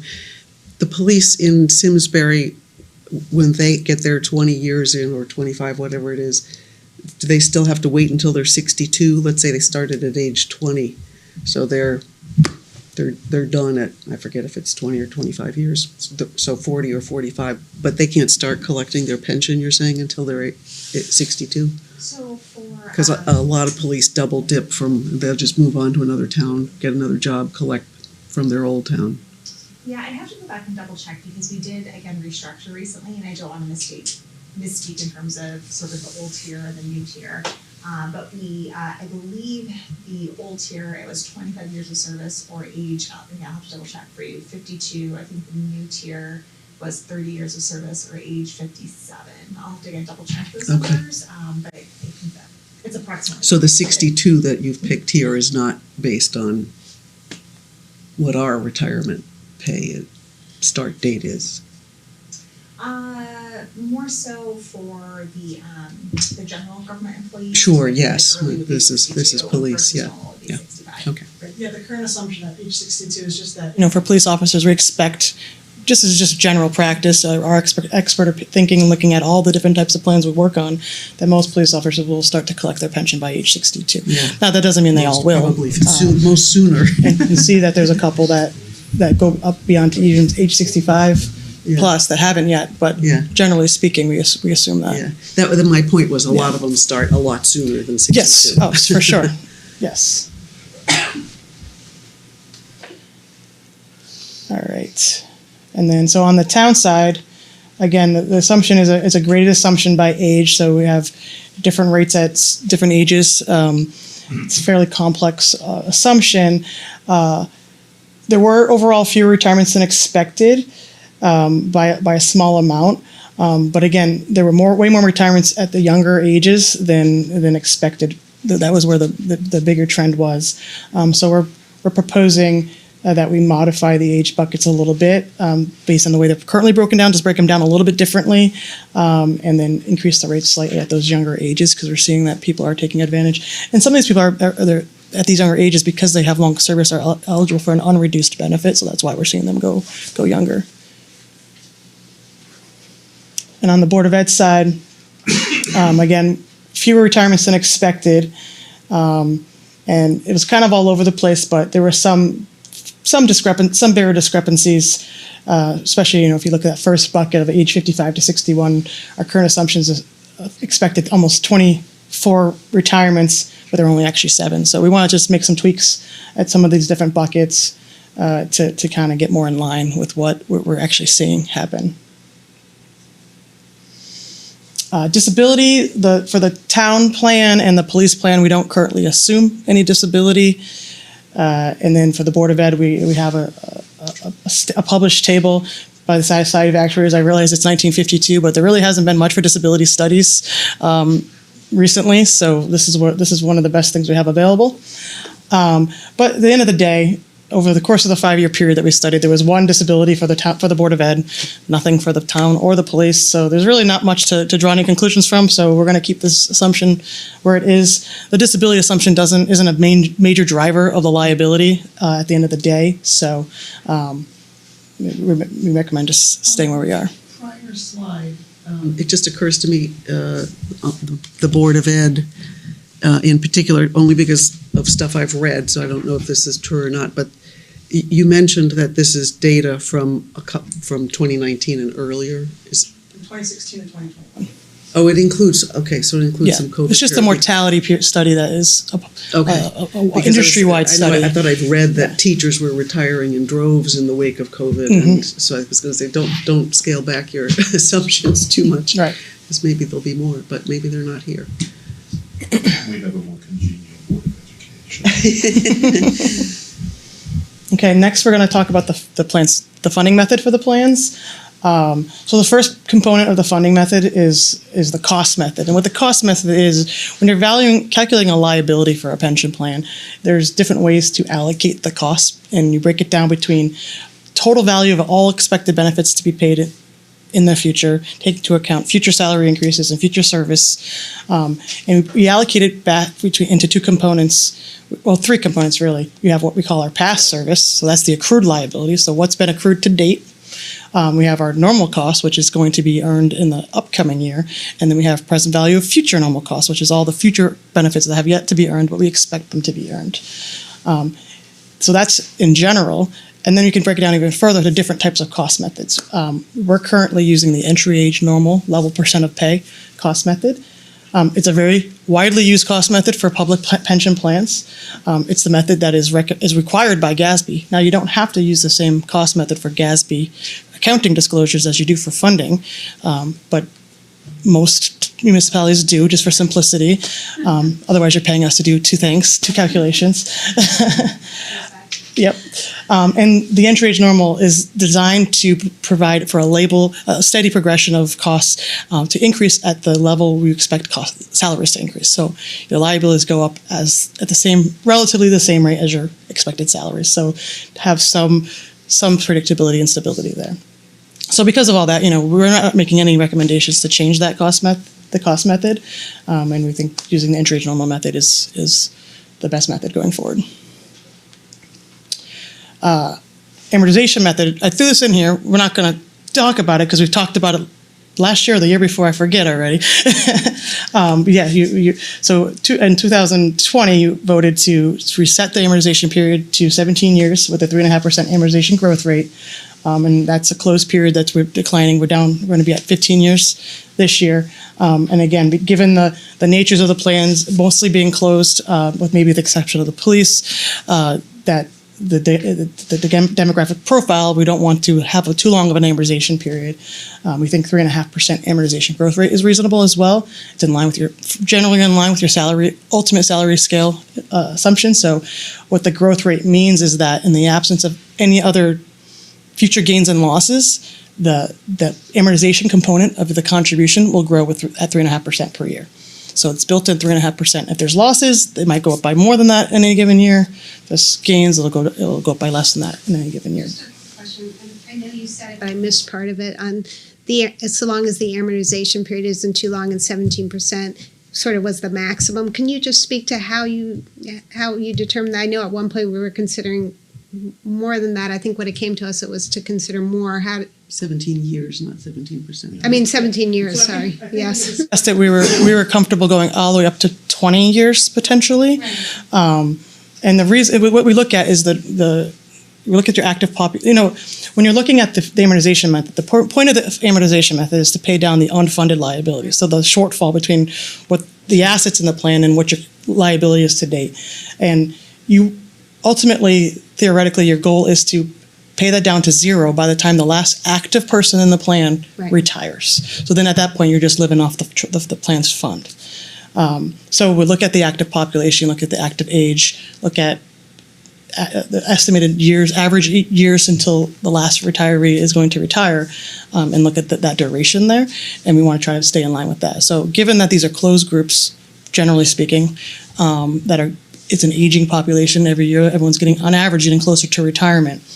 We didn't want to extend the period much longer than 20 years because then you'll find yourself in the position where you have just retirees left, but you're not 100% funded. But 17 is still, you're comfortable with that? We had gone and we're down to 15 now, so. Right, precisely. And it doesn't mean we'll change that in a year later to get back to 17, right? Right, doesn't mean, we'll reevaluate. Some people do layered. Yeah. So in my opinion, you'd say if you're at 15 this year, over the next 5 years, we'd get down to 10. And at that point, we might look at introducing a layered base approach. And what a layered base approach is, if we just amortize, so you have your unfunded at that point in time, amortized over 10 years. And then next year, you'll have either a gain or a loss based on experience. And we re-amortize that piece at another 10 years. The other base is down to 9 years.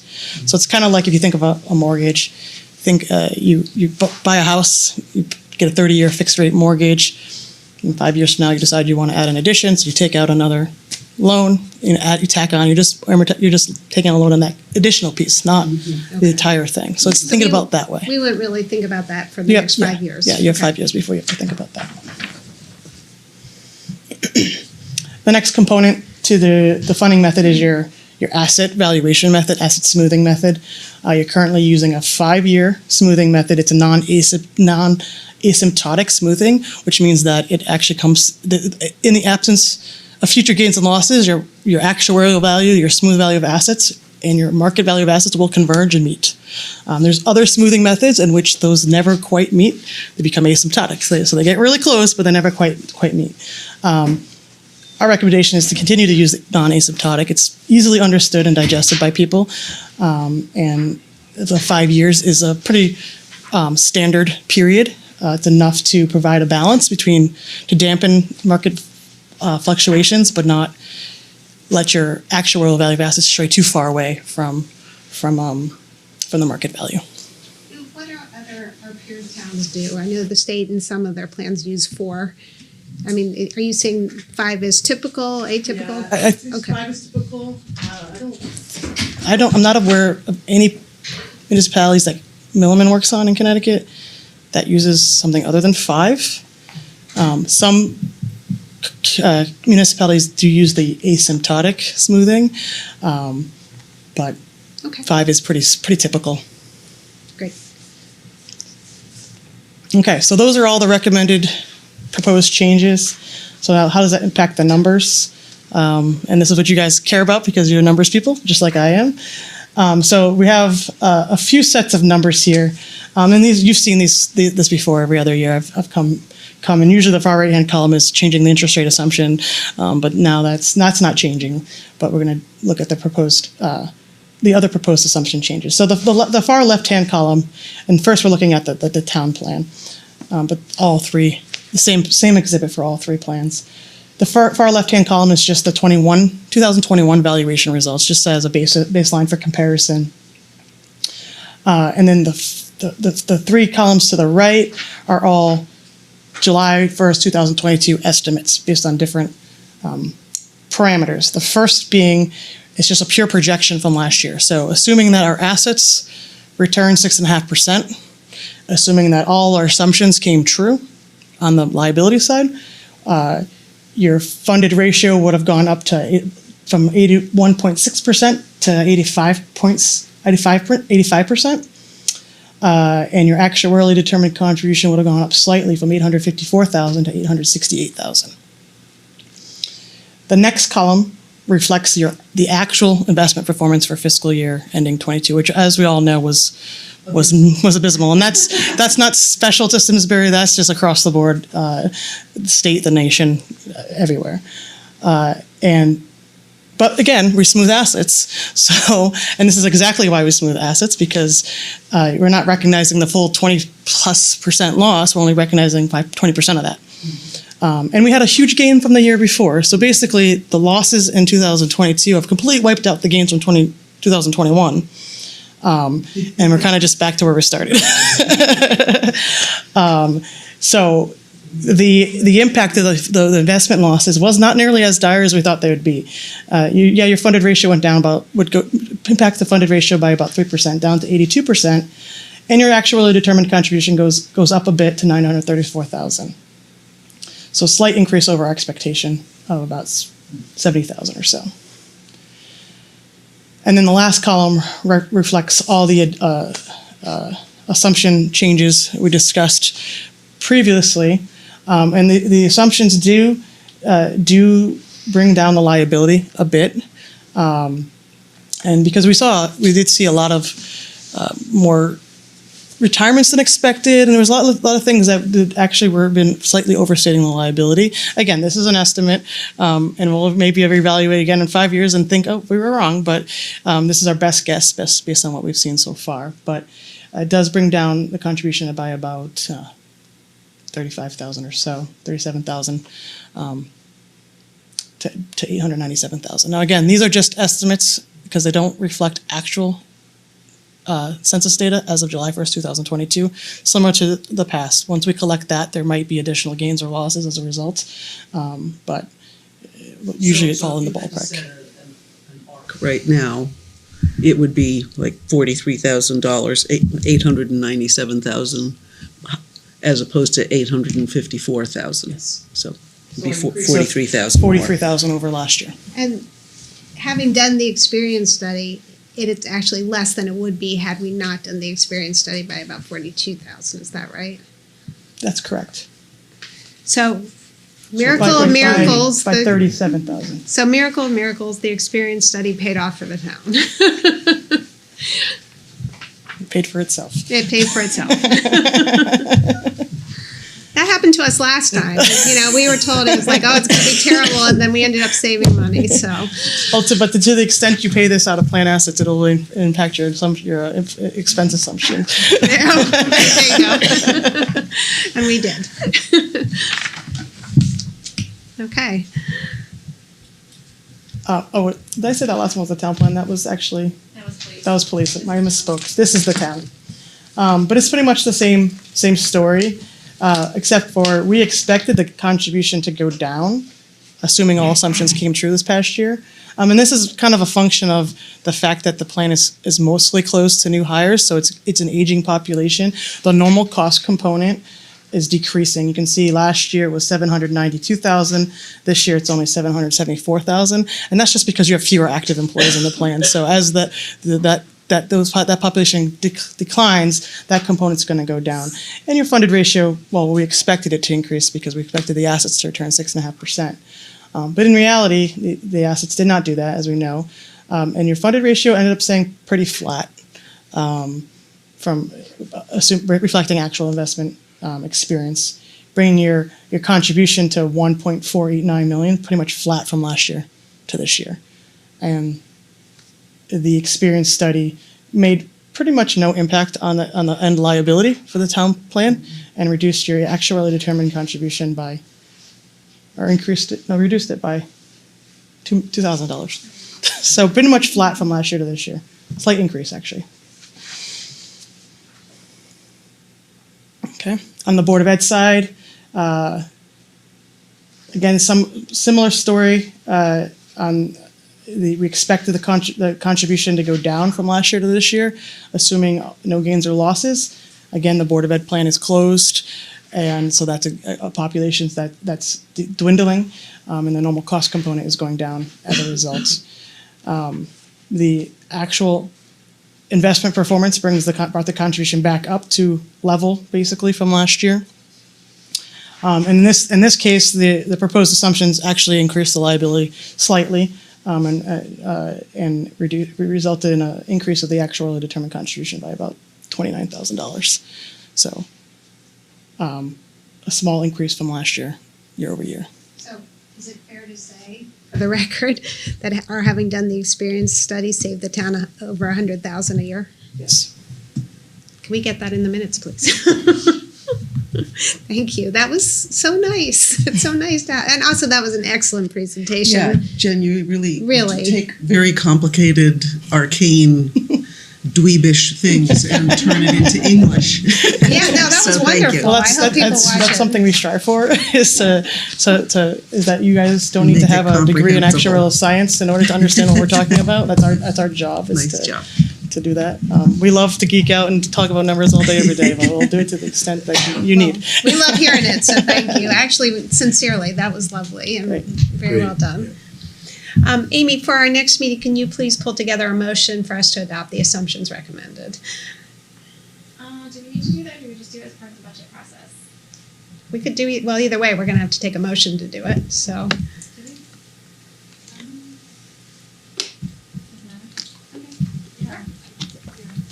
We'll just do it. Why not? We'll do it and then One throw less- confetti and. Thank you so much. It was really My pleasure. so helpful. Okay, and now we're on to the really exciting part of the meeting. We have with us Francine, and I'm going to say your name wrong because I do all the last name Berlin. Beeland.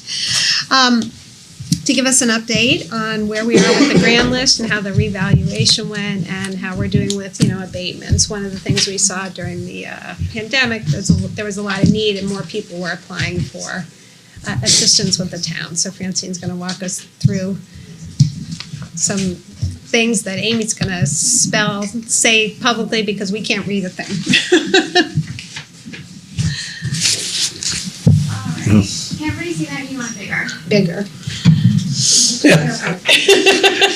Thank you. Lisa, the reval is not complete, we're still working. You can just give us a status update on that. So, Francine and I are going to tag team. She gets all of the credit. I just put it into the budget model that you all are used to seeing, so that when I say, we have a 14% increase or 23% increase, it means something to you. So, just starting on the grand list for. Is that as big as you can make it? Remember, we're old, with the exception of Derek. I'm on my way. Yes, it is. Yes, seriously. That's great for me. I wasn't going to say anything. Well, being the youngest man here, I can do that. I'll just hide behind you. So I Oh, tried those were to make numbers. it so that we could look at where Francine had projected us last year during our budget time around April, when she gave us the projections in the out years compared to where she actually thinks we're going to land. So as you recall, because there was much discussion about this, she had provided projections during the budget process to get us going, and then during the budget process, she asked for additional staffing and let us know that there was a value to that additional staffing. So I just wanted to show you where we started and kind of where we ended up. So the original projection back in April was that we would be at about 3.59, if you will. And then Wait, I didn't get that. 3.059. 3.059, I'm sorry. Okay. And then the actual projected is coming in at about 3.3. So originally she had projected about 14.16%, and then now she's coming in at about 23.72%. Growth in the grand list. Yes. Is that, Francine, is that due to the reval or is that new growth? It's a combination. That's, yes. I'm sorry? It's estimated reval portion because we're still working on it. We haven't finalized anything. There's still, lots to do. And it's estimating personal property and motor vehicle also. And yes, it does include that new growth. Is there a way at some point to get it broken down, like what is the new growth versus? Yes, yes. I did give Amy We have an partial of amount that at tonight. this. Oh, awesome. Thank Okay. you. Yeah. So to answer your question, the new growth based on the discovery, so that $3 million value that you all were looking for during the budget season. So the tax dollar growth associated with that right now is about 1.1 million. This is only the stuff that Francine has found in her office and does not include the stuff that the reval company has. After the reval company adds their growth and their discovery to the list, which is included in here, but after they add their discovery, we should be well over the 3 million. So that amount does not include market increase based on the market, with the revaluation. That's just based on our previous grand list, okay? So that's what we have discovered and added on, which we're still working on. I have to actually capture that in our current database as opposed to the reval database to be able to give you some figures, okay? Originally, I was just entering all this information into the reval, so I'm like double entering stuff. So some of it may have already been gone into the reval database, which is not included in here, but that right now is actual amount to date that of actual new growth. I'm working on that permit stuff, that I've been asking for help. So that's a portion, but it's still coming. Well, congratulations. So- And we know how hard you've been working. We really appreciate it. That's a big number. That's nice. That's a help. We need it next year. Yeah. Okay, let's see where else. So I'll show you the translation in a second on the levy page, but just a couple of things down here. So the anticipated veterans exemptions. So for fiscal year 23, about 2.4 million, and then you'll see that there is a large increase anticipated for fiscal year 24 of about 3.3 million. I'll let Francine speak to that on the details of the program and what's changing and what's causing that driver increase. Okay. So the town of Simsbury has never had any increase in the veterans exemption. We're still providing them with just the basic veterans exemption. The only time that can change and an increase is during a revaluation. And there's a calculation that we do and report back to the state. And if the town has an increase in a revaluation year of a certain percentage above and beyond, you are obligated to increase that veterans exemption. It has happened here because you're still at the basic. It will happen this year with the the expected increase in the real estate, it will. So we will have to increase the veteran exemption. I did an estimate right now based on what I think, it will, So but you're I still, estimating that. I have to, we have to wait till the final figures from the grand list to be able to actually calculate. And once that increases, you can never bring it back down. You can only bring it up. So So Just- it's sort of a net decrease in grand list between the two? Between the 1.1 and the 3.5? No, Well, it's already included in the assessment that I've, that Amy okay, has. It's cool. already kind of factored in there. Okay. So this is just a side note to show you. Okay. Well, congratulations to our veterans with our thanks. That's nice to be able to do that. Because there's several towns that are up higher. So that'll bring it up. Yeah. So is it the percentage of their tax bill goes up? I mean, I don't know what the percent. No, the assessment, it's the veterans that are, that have served that get an exemption. Right. Once they file their DD 214, that exemption. But the exemption is a percent of what they would owe? No, it's not a percent. The percentage part, yes, it's a flat amount. Does that And then flat depending amount on go their disability ratings too, that can change and that's all gonna increase too. But you're saying the state law requires it to go up, so does the percentage of the exemption go up? Or the flat amount, I should say, go up? Yes, that's what I'm talking about, yes. So So your what's it basic go right from now, a to veteran what? that basic gets $1,500 reduction in their assessment, okay?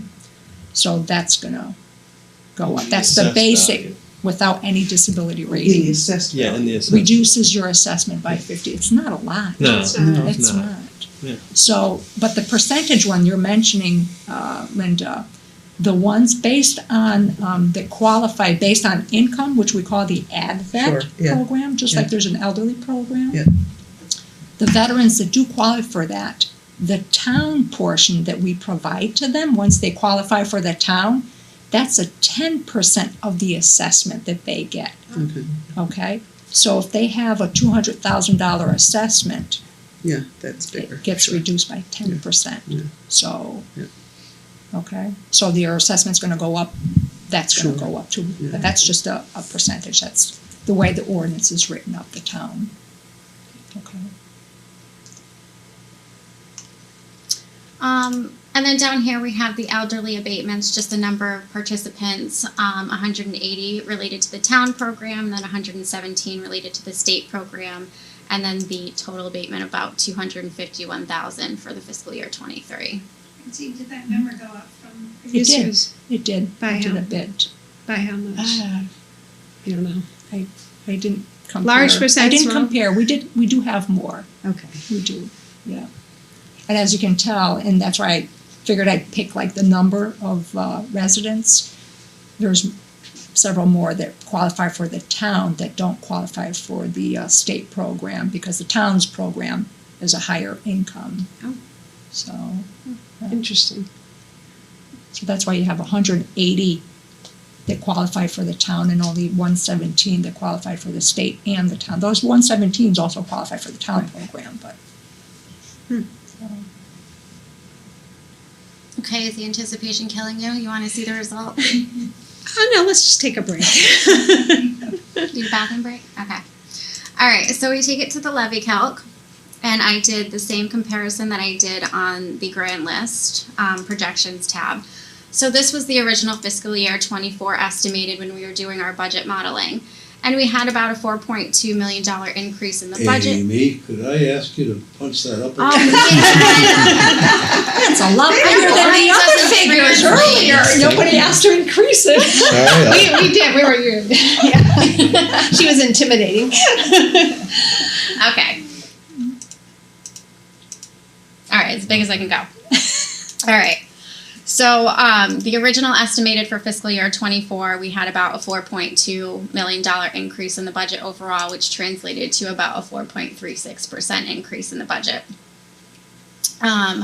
So down here we put in the grand list. This does not include the $3 million growth that when Francine had asked for the additional staffing. So we were at a mill rate of about 33.62. And then you can't see it, but if I go over to the left, it's the $350,000 home impact, the $450,000, and the $550,000. Those were initially big projections. Yes. So we were looking at an increase in taxes of about $719,000, $924,000, and then $1,130.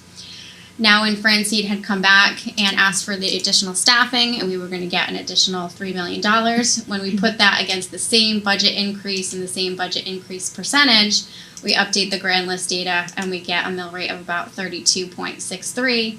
Still an increase in taxes about $428, about $550, and then about $672 for the home values. Now compared to where Francine thinks that we're going to land, again, this is as of today, the same budget, $4.2 million increase, 4.36%. The only thing we're changing is the anticipated grand list, and you can see our mill rate goes down to about 30.79. And there would actually be a decrease in taxes of about $100 across the board.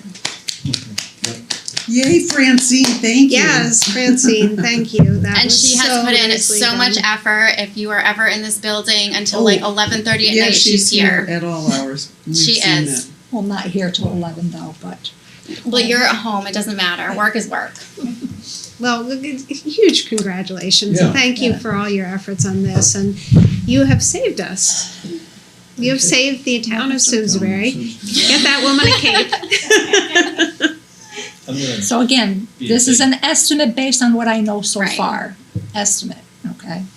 I'm gonna be a big party. Cooper here, because I mean, a 24%, 23 to 24% increase in the grand list is eye popping for me. I think that, this year in particular is probably making your job probably harder, just because values are not going up. Like, probably as this is going on, you're actually seeing a decrease in values, because people can't, basically afford to pay 7% on current value. So naturally, if there's a total number that somebody can spend on housing costs, a bigger portion of that is being absorbed by your mortgage, and therefore the value is likely to come down. So a vast majority of that 23%, I would imagine, is home values. And I'm curious if you have, either an appeal reserve or, some sort of offset to contemplate, you having a pretty busy office with people saying there's no way my house increased in value this year, when, conventional wisdom is saying it's actually flat or lower. Is there any offset to that 23% Yes. as a conservative estimate? So that's actually part of her calculation. So she has about $5 million projected for tax appeal adjustments. Francine, the $3 million, that's for the reval capture of things we'd missed, but do you differentiate that out from like economic development growth, new growth from new businesses? No, that was not, because I took that out. Is That amount that Amy showed, that 31 million assessment increase so far, that is not, I took out all the new development. That does not include that at all. So there will be actually bigger tax savings if we add in new development, is that? No, the new development is in here. She's just saying that this dollar value of the tax growth of the 1.1 doesn't include that. That's actual stuff that's been quote unquote missed. Do we years. know what the value of the new development was in this year's? Probably Yes. not offhand, right? I did, Oh, you did? yes, I did. Okay. And I think, did I give that to you? I didn't bring that in. But I do have that. Because I did run a report of the added on assessments that I prorated on once they got their certificates of occupancy, Right. which were actually billed out for. I do have that. You can get it to I us can after get- the yeah. meeting. Yeah, because I wanted to remove that and only capture anything else for that amount? Because I knew you were gonna ask, you wanted to know that. We did. So.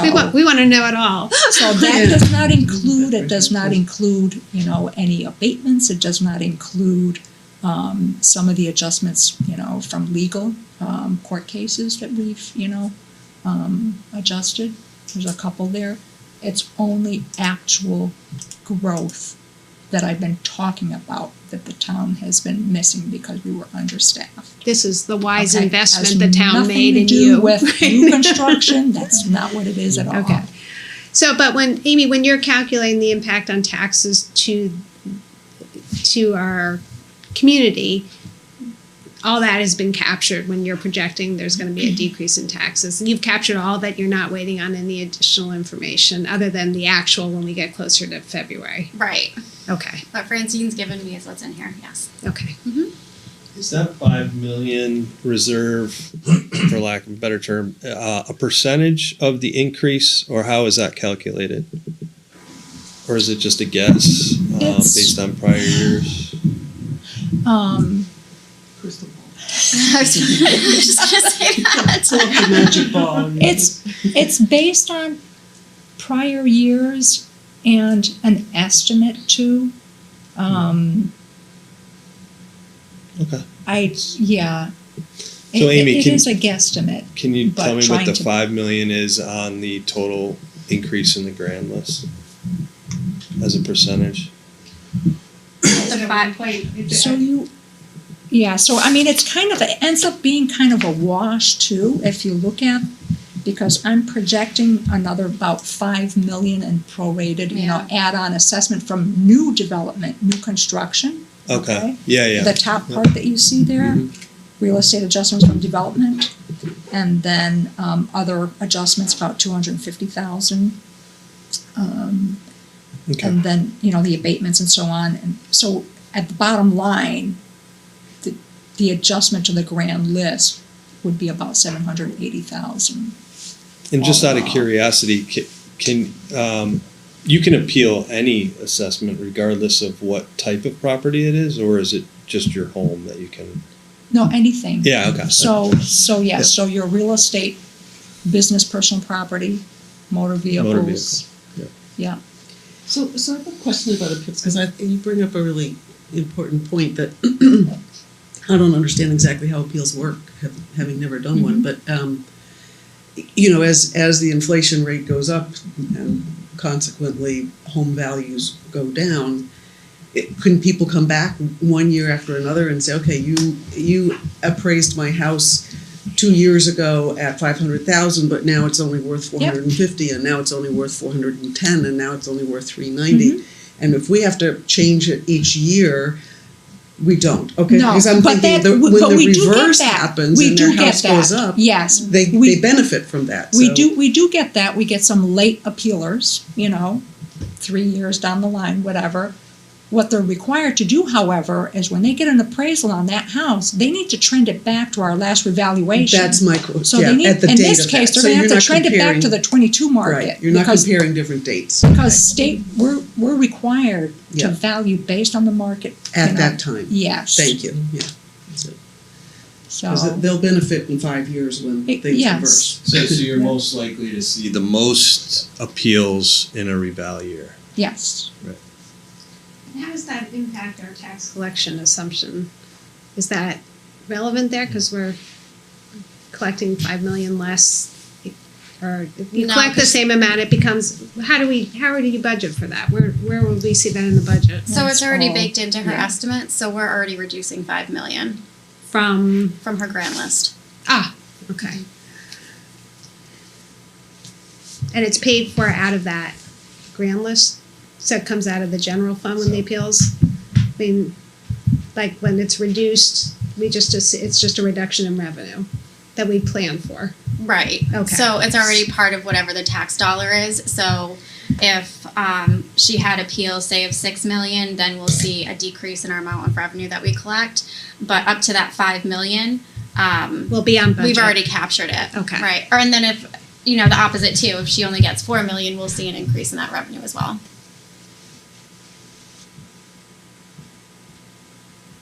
In the interest of time, All right, so is there, I mean, I'm just in awe. That was so well done, and we're so grateful to you, and congratulations, and, you know. Let's wait till when we finalize it. But you should Like I know, said, like the we're Board of still working on Finance, it, you know. that we've had such an exciting day today.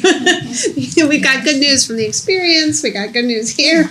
It's like, I'll take whoa, it and then. it's snowing, so what else? Okay, so, So can I ask Yes. one follow-up question? I know we did throw money in for you to get a best practices consultant, Oh, so where yes. do we stand on putting, I know you're I super have busy, not, but. no, yeah, and we just lost you've another done a body, great so. job, but who knows, there may be additional things you can, benefit from in that sort Yeah. of study, so I would still like to see that happen. yeah, and definitely in the budget, if we can't get to it before. We do Yeah, I have the some money thoughts and assigned. some stuff, but then, yes, after this is all finalized, Yeah. the appeal process and all that, then definitely, because I would also like to Yeah. find, Yeah. where we can. We are confident that our investment in resources in you pays off. Yes, So- right. So thank you very much for that, really, and Amy too, I know, is supporting, and Maria as well supporting you, so thank you all. Well done, congratulations. Right. And, all right, so that's good news going into the tri-board in January, so everyone's gonna breathe a little easier. We are seeing some, I imagine some increased expenditures. Have you, Oh, yes. one of them obviously is debt service, but I assume you haven't totally updated the salary and wage yet, or? No, I haven't updated the salary and wage. I did a super rough estimate for fiscal year '24 based on some of the parameters that you gave me for the special education. I did a 9% increase on health insurance, knowing that we took a 0 last year. I updated the pension information, the debt service. I just updated some things that I knew offhand. And even with that increase, it comes in high, about 5.55%. And even that gives us about flat taxes. So as we get all the other information in on the salaries and where we stand as the budget moves along for tri-board, we'll have more definitive data. This is just very high level. Okay, and just a reminder, folks, we're doing the tri-board this year in January as opposed to December, so we will have some clearer numbers there at the time. Right. And since the grand list drives the budget, it doesn't make a lot of sense to do it super early. I think helpful. But the good news is the preview, it's not the 7% we were initially projecting, so. Right. I will get a good night's sleep tonight. This is just an exciting meeting, okay? So congratulations to all of you on that. You may never get a good night's sleep if you keep it. All right, moving on to the finance director's report. Gosh, I'm having like the time of my life. Enjoy your moment. You're all set. Thank you, Francine. Could we take a momentary recess before the finance director's report? Yes. Thank you. We need a 5-minute break. Back to our meeting, and we'll turn to the finance director's report and start with Amy. Okay, so the first item on there is the fiscal year '23 approved supplemental appropriations to date. This is kind of just a reiteration of what was said earlier. The purpose of this is to keep track of our supplemental appropriations through the year, especially this year because we're getting to that 3% cumulative budget total. So not to reiterate what's already been said, but this is how we got to over the 3% where now we have to go back to referendum. And Amy, just to be clear, of all of these, 5, 10, 14 or so supplemental appropriations so far, the 5th one, the low SIP, and the 6th one, lot SIP, I should say, Yes. are the two that are really grant, and they're really the two biggest, or two of the biggest ones, but the rest of them are actually expenses that come out of our budget. So the 2 lot SIP ones are grant, and Maria, correct me if I'm wrong, the planning, the Meadowood Barns for 40,000 is that one grant, too, and then okay. the Bloomfield to Terrafill multi-use is also grant. Okay, great, thank you. So goes back to, it's great to have the federal pandemic dollars, but If only we had kept the town meeting. No, every other town, you look, they have a town meeting every other month to take care of this. We have to go to referendum. So when it comes to charter revision, maybe we add the town meeting for situations just like this. That's an easy solution. All right. And then moving on to the financial summary. So this is as of September 30th, 2022. This is something we're trying new. Lisa had alluded to earlier. It's something that Glastonbury does to be able to provide just a brief monthly update in between quarterlies. So on overall the expenditures, we're about 21.14% of the general fund budget. This is consistent with the same period in the prior year of 22.25%. Nothing really alarming here that sticks out. On the town side, it's pretty consistent year over year for this year compared to the same period in the prior year. The Board of Education, we saw a slight increase in the percentage of expenditures in the prior year. This is due to the timing of the first payroll of the year. One was early September versus the other being late August in the prior year. So just a timing difference there. And then the debt transfers, the major changes here is related to the ARPA funding, which we took in as revenue loss and then transferred out of the general fund operating budget. There was nothing that I saw going line by line that was really anything that stood out that looks off or unusual or is of note. But just to give you a friendly reminder, when we did the year-end transfers, we are keeping an eye on the fuel costs as Tom Roy works through our contract. There is an anticipation that those may go over, so we're keeping an eye on those. And then we're also keeping an eye on our special education costs as well. Since it was year end, we did have a significant deficit related to the special education. There's also, we're also seeing some similar trends this year. Currently, the special ed department is putting together some information. We have a new reporting structure that we just recently implemented that will give a body line item of each of the special education students, where we're seeing the increases. Is it in transportation? Is it out of district? And then when we come to you with the quarterly report, we will have that information. And we are talking internally about having our special education director come as well and kind of talk about some of those trends. So more to come on that. So like I said, this is new. If anybody has any questions or if they want to see something different within the report, just let me know and I'm happy to accommodate. Open it up to questions. First of all, Amy, thank you. I really appreciate that. I think that's just very simple to read. I know Glastonbury has a very brief revenue summary. If you could just add. Oh, they do? Yeah.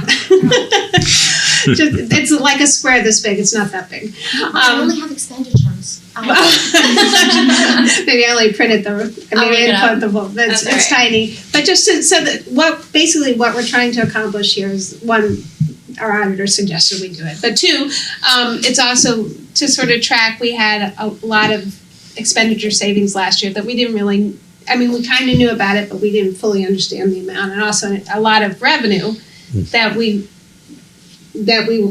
knew about but didn't understand the magnitude. And this is a way to sort of monitor it more in real time and so that we know what's coming. One of the questions I have for Maria, one of the things we're trying, and it was really Linda's suggestion, and kudos to Linda for this, is to budget the vacancy rate. And so interested in tracking that. I saw you have 10 vacancies. Like, where would those savings show up? How would we see that? And what's your experience been? I mean, we had about 800,000 in vacancy rate savings last budget. So are we on track to see that? Has anything changed? There was a 3-year vacancy rate. Where would we see that? When would that manifest itself? What we would really see it are the salary line items in the departments in which the vacancies are occurring. Right now we have a vacancy in highway, one in sewer, one in library. So it really is sort of throughout the organization, but it would eventually show itself in those salary line items. But is there anything to make you think that we budgeted the wrong vacancy rate at this point, or you're still comfortable with it? We budgeted conservatively, just based on, it was very conservative. So You're So we comfortable may going? still have savings from vacancies that weren't budgeted. I think it's is- possible. yeah. So one of the things we can do, Linda, to your point, like we just used the 3-year, we looked at 3-year, maybe we expanded to 4 years if it's becoming consistent or over a 5-year period, and then we can sort of budget the vacancy rate there. Or some ways vacancy is dependent on age. If you've got a whole bunch of young people, maybe there isn't, or maybe there is. But with little tweak, if you could give some thought to that during the budget, whether that vacancy rate needs to or could be adjusted as we sort of track that. I don't like adding work to anybody's plate, but if we were to see, full year 2022 actuals as of 9/30, to see if we're accelerating spending, not to dive deep into what the costs are necessarily, but to be able to see bigger, more broadly, how much of the budget are we getting through? Is it consistent with the prior year? I think as opposed to, the percentage spent, I guess it comes down to the percentage spent, but being able to see if it's consistent with the prior year and why there might be a jump or prepayment of or shortfall in the expenditure year over year, I think would help me to see, just really to point out the huge, kind of the outliers, not to really dive into the actual budgetary line. So that's something that we provide during the quarterly, so you'll see it next Oh, month. okay. All right, perfect. Thank you. And then if we want to see it monthly, we can do that. We'll Yeah, take it's a look. Okay. No, we won't do that, right? Late at night, we are doing it at the quarterlies, right? What was I thinking? Okay, yes, that's what I meant to say. All right.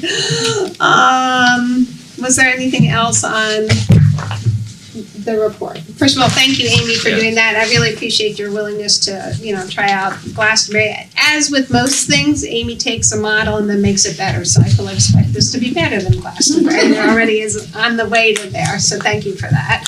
And now we'll go on to Linda's favorite topic. And see, it's an exciting. I'm glad. I'd like to make this proposal. Yes. You didn't even have to prompt me. I move that we close the triathlon special revenue fund and transfer the balance to Parks and Rec. And I'll just comment, the reason I specifically say Parks and Recs as opposed to the general fund is that when we started the triathlon and throughout the years of its existence, it really was helpful to have, it was Taryn who did all of the registration, and they never got any payment for it, so to speak. So it seems fair to me that some of the funds that's left, or all of the funds that's left, because some were spent on a different project, but that should go to them because they put some effort into it, so, and we appreciated it. Second. Any further discussion? All in favor, please say aye. Aye. And motion passes unanimously. Then we have with us Maria. Tell them not to spend it all in one place. Well, they need an appropriation before they could spend it, but I would happily give them one. So next we're going on to the budget request. We've had multiple, as you know, conversations about what we'd like to see in the next year's budget, just to make it easier for not only us, but members of the public to evaluate. And I put this together, it's based on, so Jeff mentioned it to Maria, we've had brief conversations, and Amy's seen it. Basically, it falls into 3 categories. One, getting some of the information earlier, just so that we have time to digest it. And also, I think one of them will make Maria and all of our lives easier, rather than giving individual pages, but we'll go through it one by one. The other is a few more details on capital that would be helpful to us as we evaluate it, and that really came to our attention is, while a lot of the information is within the budget books, when we were trying to figure out Latimer, we were doing a lot of page flipping, going back and forth, and this will make it a little easier not to have to do that, and more easier if the public wants to read about something, they can find it all in one location. So that's essentially what we're asking for. The first one is number of budget book pages. Obviously, thank you, Amy, for doing that. Maria, you numbered them on the town website. We're so grateful for that. And if we could just do that in the budget books when you do it, if you can, that would be great. Obviously, our typical one, this is BERT's, avoid acronyms or include a glossary for members of the public who might not be familiar with the stuff. If we have a glossary, you can just add it, or we can add it to ours. Can I interrupt and just suggest, has everybody read this? I know I I'm have. just kind of going through it now. Okay, all right. That's And okay. these are, nothing here is new. We've talked about Right. this, yeah. So I'm just, We don't have to vote. rather than line by line, do you Yeah. want to just see if anybody has any questions? Well, so let me just say the big one. So one of the things that I think our board found super helpful was to get, and I made copies so that you know when I say the budget warrant. I'm gonna give one to Maria, she knows what it is though. This, when the budgets were delivered to us and we get the budget book, this summary is so helpful. So if we could have that the Thursday before, just so that we can see the big picture. We have to do it anyway for the hearing, so it's just getting it to us early, and I think members of the public would find that helpful.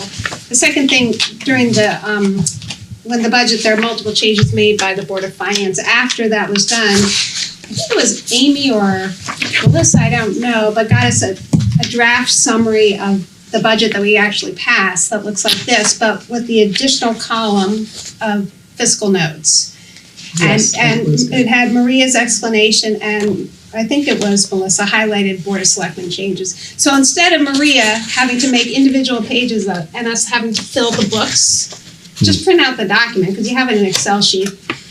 Update the website, so you don't have to give us the extra pages, because all the updates will be in here, and it's just one document. And so it can just be printed on the Thursday before you guys, or whenever your agenda is set. That would make our lives really easy. I think it would make, you don't have to go and fill pages and Xerox other pages, just, are people comfortable with that? Sure. And it's not a creation of a new document, because Maria already has that, it's literally just from the Excel spreadsheet. The only thing you would have to highlight are Board of Selectmen changes made during their deliberations, but that could just be with a green highlight, whatever, however you want to do it. And Maria always gives us a summary of that anyway, so we will get the summary page when you do your document. So those are like the two big things that would help. And then the draft notice of the bond language, if you could have that earlier to read it, because that takes a long time. And sometimes things get changed very quickly at the last minute. We don't, well, yeah, there was one change that we weren't, when things move fast, things can change. And so it's just, I mean, we're technically approving, so we should have the time. I mean, we need the time just to read it, so that's all we'd ask. To talk, I know that's not entirely within your control, but if you could talk to Judith, to the extent we could do that. And then the last I talked with Amy is just for the cash for capital tab and the transfer tab, just list what's in there instead of just the number. Although it's, to Maria's point, if you go back, you can find it, everything's there. This is really about ease of, for all of us who are not so good at flipping pages. So to the extent we can do that. And then the lastly are just capital things. I think we've asked for many of them, but you'll see Derek had suggested we add on the cost line a contingency, so we understand what the contingency is within the projects, a total. With Latimer, when we looked at the funding, they list how it's funded each year, but there's nowhere a total, so you wouldn't know it's at 36 million unless you got out your calculator. So some of the things are things like that. Estimated start and completion dates for the projects would be helpful. And then it's kind of a big one for me is when you list funding sources, please don't combine them in one, like grants and or cash and, if you could separate them out so we understand the full funding mechanism. I know it's on the separate sheet when you break them out by the, you know, what I'm talking about. Yeah. So it's all there. What I'm trying to do is just get it all on one page so that we can see it without having to flip pages. Oh, it's grants and this, but I have to turn to this page to see how much grant and how much cash. So that's one thing. And then obviously based on the supplementals, to the extent we have reasonably anticipated grants, even though we haven't received them, we can list them as preliminary grants in the description so we know if it doesn't come in, it doesn't come in. But that way you don't have to come back for supplemental. We've already said, okay, comes in, great, go for it. That will help with our 3% problem. And then square footage, if you could add that.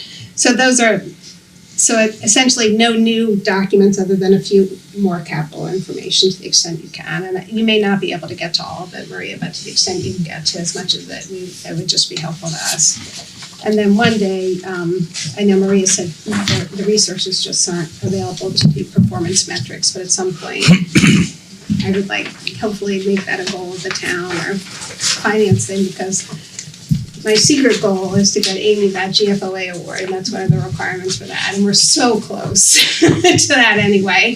So, she does such a good job, but if they do, GFOA does ask for performance metrics, so to the extent we can find a way to get that there, she can then make the application. All right, and then what else do we have left? Meeting dates. Oh, this, Hold on. Well, we need to. oh, no, we don't have to vote on it. No, I know, I want to comment. Oh, yeah. Moving on. No, I would just simply say capital's a big one, right? And one thing that I didn't see as much of last budget cycle was, in terms of capital, ranked by priority. Right. I would just simply say, not in a bucket of high, medium, of low, and low, but literally 1 through whatever number is your highest versus lowest priority.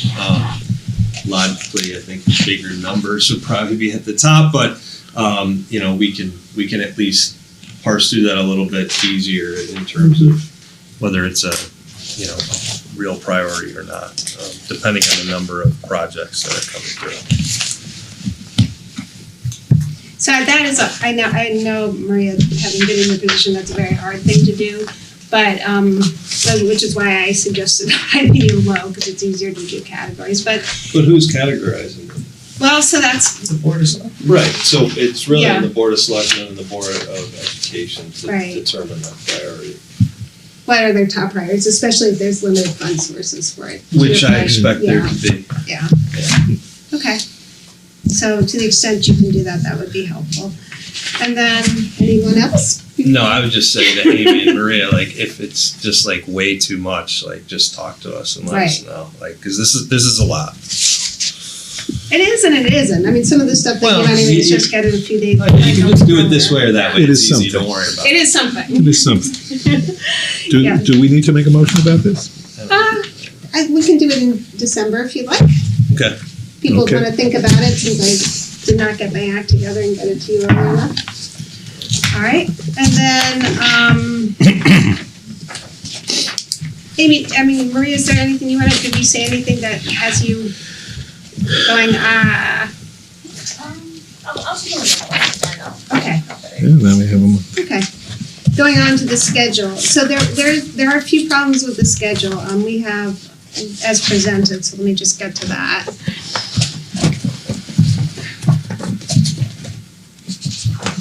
April 5th, we have as a public hearing snow date. That is Passover, the first night of Passover, one of the holiest days of the year, so we cannot do it on that day.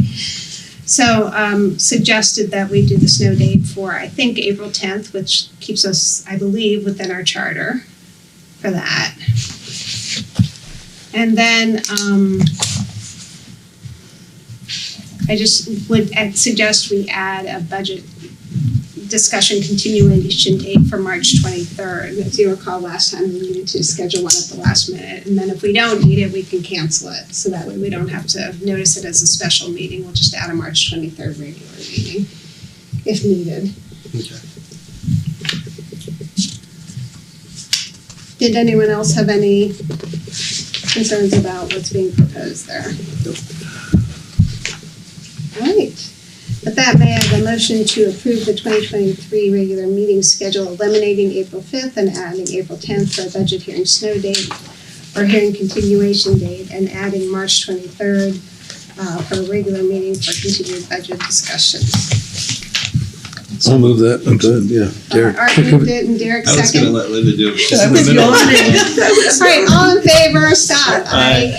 One question I had on the hearing, if we do a continuation of the hearing, it used to be the rule, and I don't know if it still is, if you have to do the hearing within 10 days, is that still? I think it is 10 days, there's also 10 days, when we have to file it. There are a few dates that we have to hit in there, but I think it's 10. Okay, so just if we do a budget continuation, let's everyone keep in mind, we have to schedule the continuation within 10 days. So, and I think this accomplishes that, but just keep that in mind. So what did we make March 23rd? just an extra budget discussion continuation day. I thought I heard you say it was a regular meeting. Yeah, these are the regular meetings, so it'll be a regularly scheduled budget continuation meeting. Oh, So in other words, we don't have to give a special notice. okay. Right. So a regularly scheduled ad hoc. It means put it on your calendar, and then Mike can cancel. Especially if these numbers hold up. Okay. Should be a very easy budget cycle if that holds up. Yeah, right. All right, we're gonna postpone the approval of the minutes to last time. And then the last is a communication. I know it's late, but this is very, very interesting. So I wanted Amy just to give us no, really, it's another very exciting. Okay. Let's go. All right. So I can't take any credit for this. Glastonbury actually did this, and they reached out to all the towns that are listed here, and all of these towns use fiducian advisors, as we do. So they reached out to all of our surrounding towns, and they put this comparison together of, what is our performance summary for the current quarter, year to date, fiscal year to date, since inception, et cetera. And you can just see how our investments are comparing to our fellow towns that also use fiducian advisors. And then the stack in the back of the summary sheet is by each town. And it gives each of their plans, what their investments are, their asset allocations, their performance summary, basically the detail behind the summary sheet in the beginning. I actually haven't gone through all of it. I've really only looked at the summary sheet, but I thought it was interesting, so I just included it for you all to take a look at. What would you say the big takeaway is? I mean, it's pretty comparable, right? I mean, Fiducian is managing all of the surrounding towns in a similar way, with similar returns. Yeah, we would be alarmed if there was something. Right, exactly. But it's nice to have that analysis, so thank you for including it. And it was actually very interesting to read. Okay, Linda. I move that we stay another hour. What do you think? No, I move to adjourn. Anyone else? Second. Okay, we'll go to Bert. All in favor, please say aye. Aye. The motion carries. Thank you, everyone. Are we gonna bring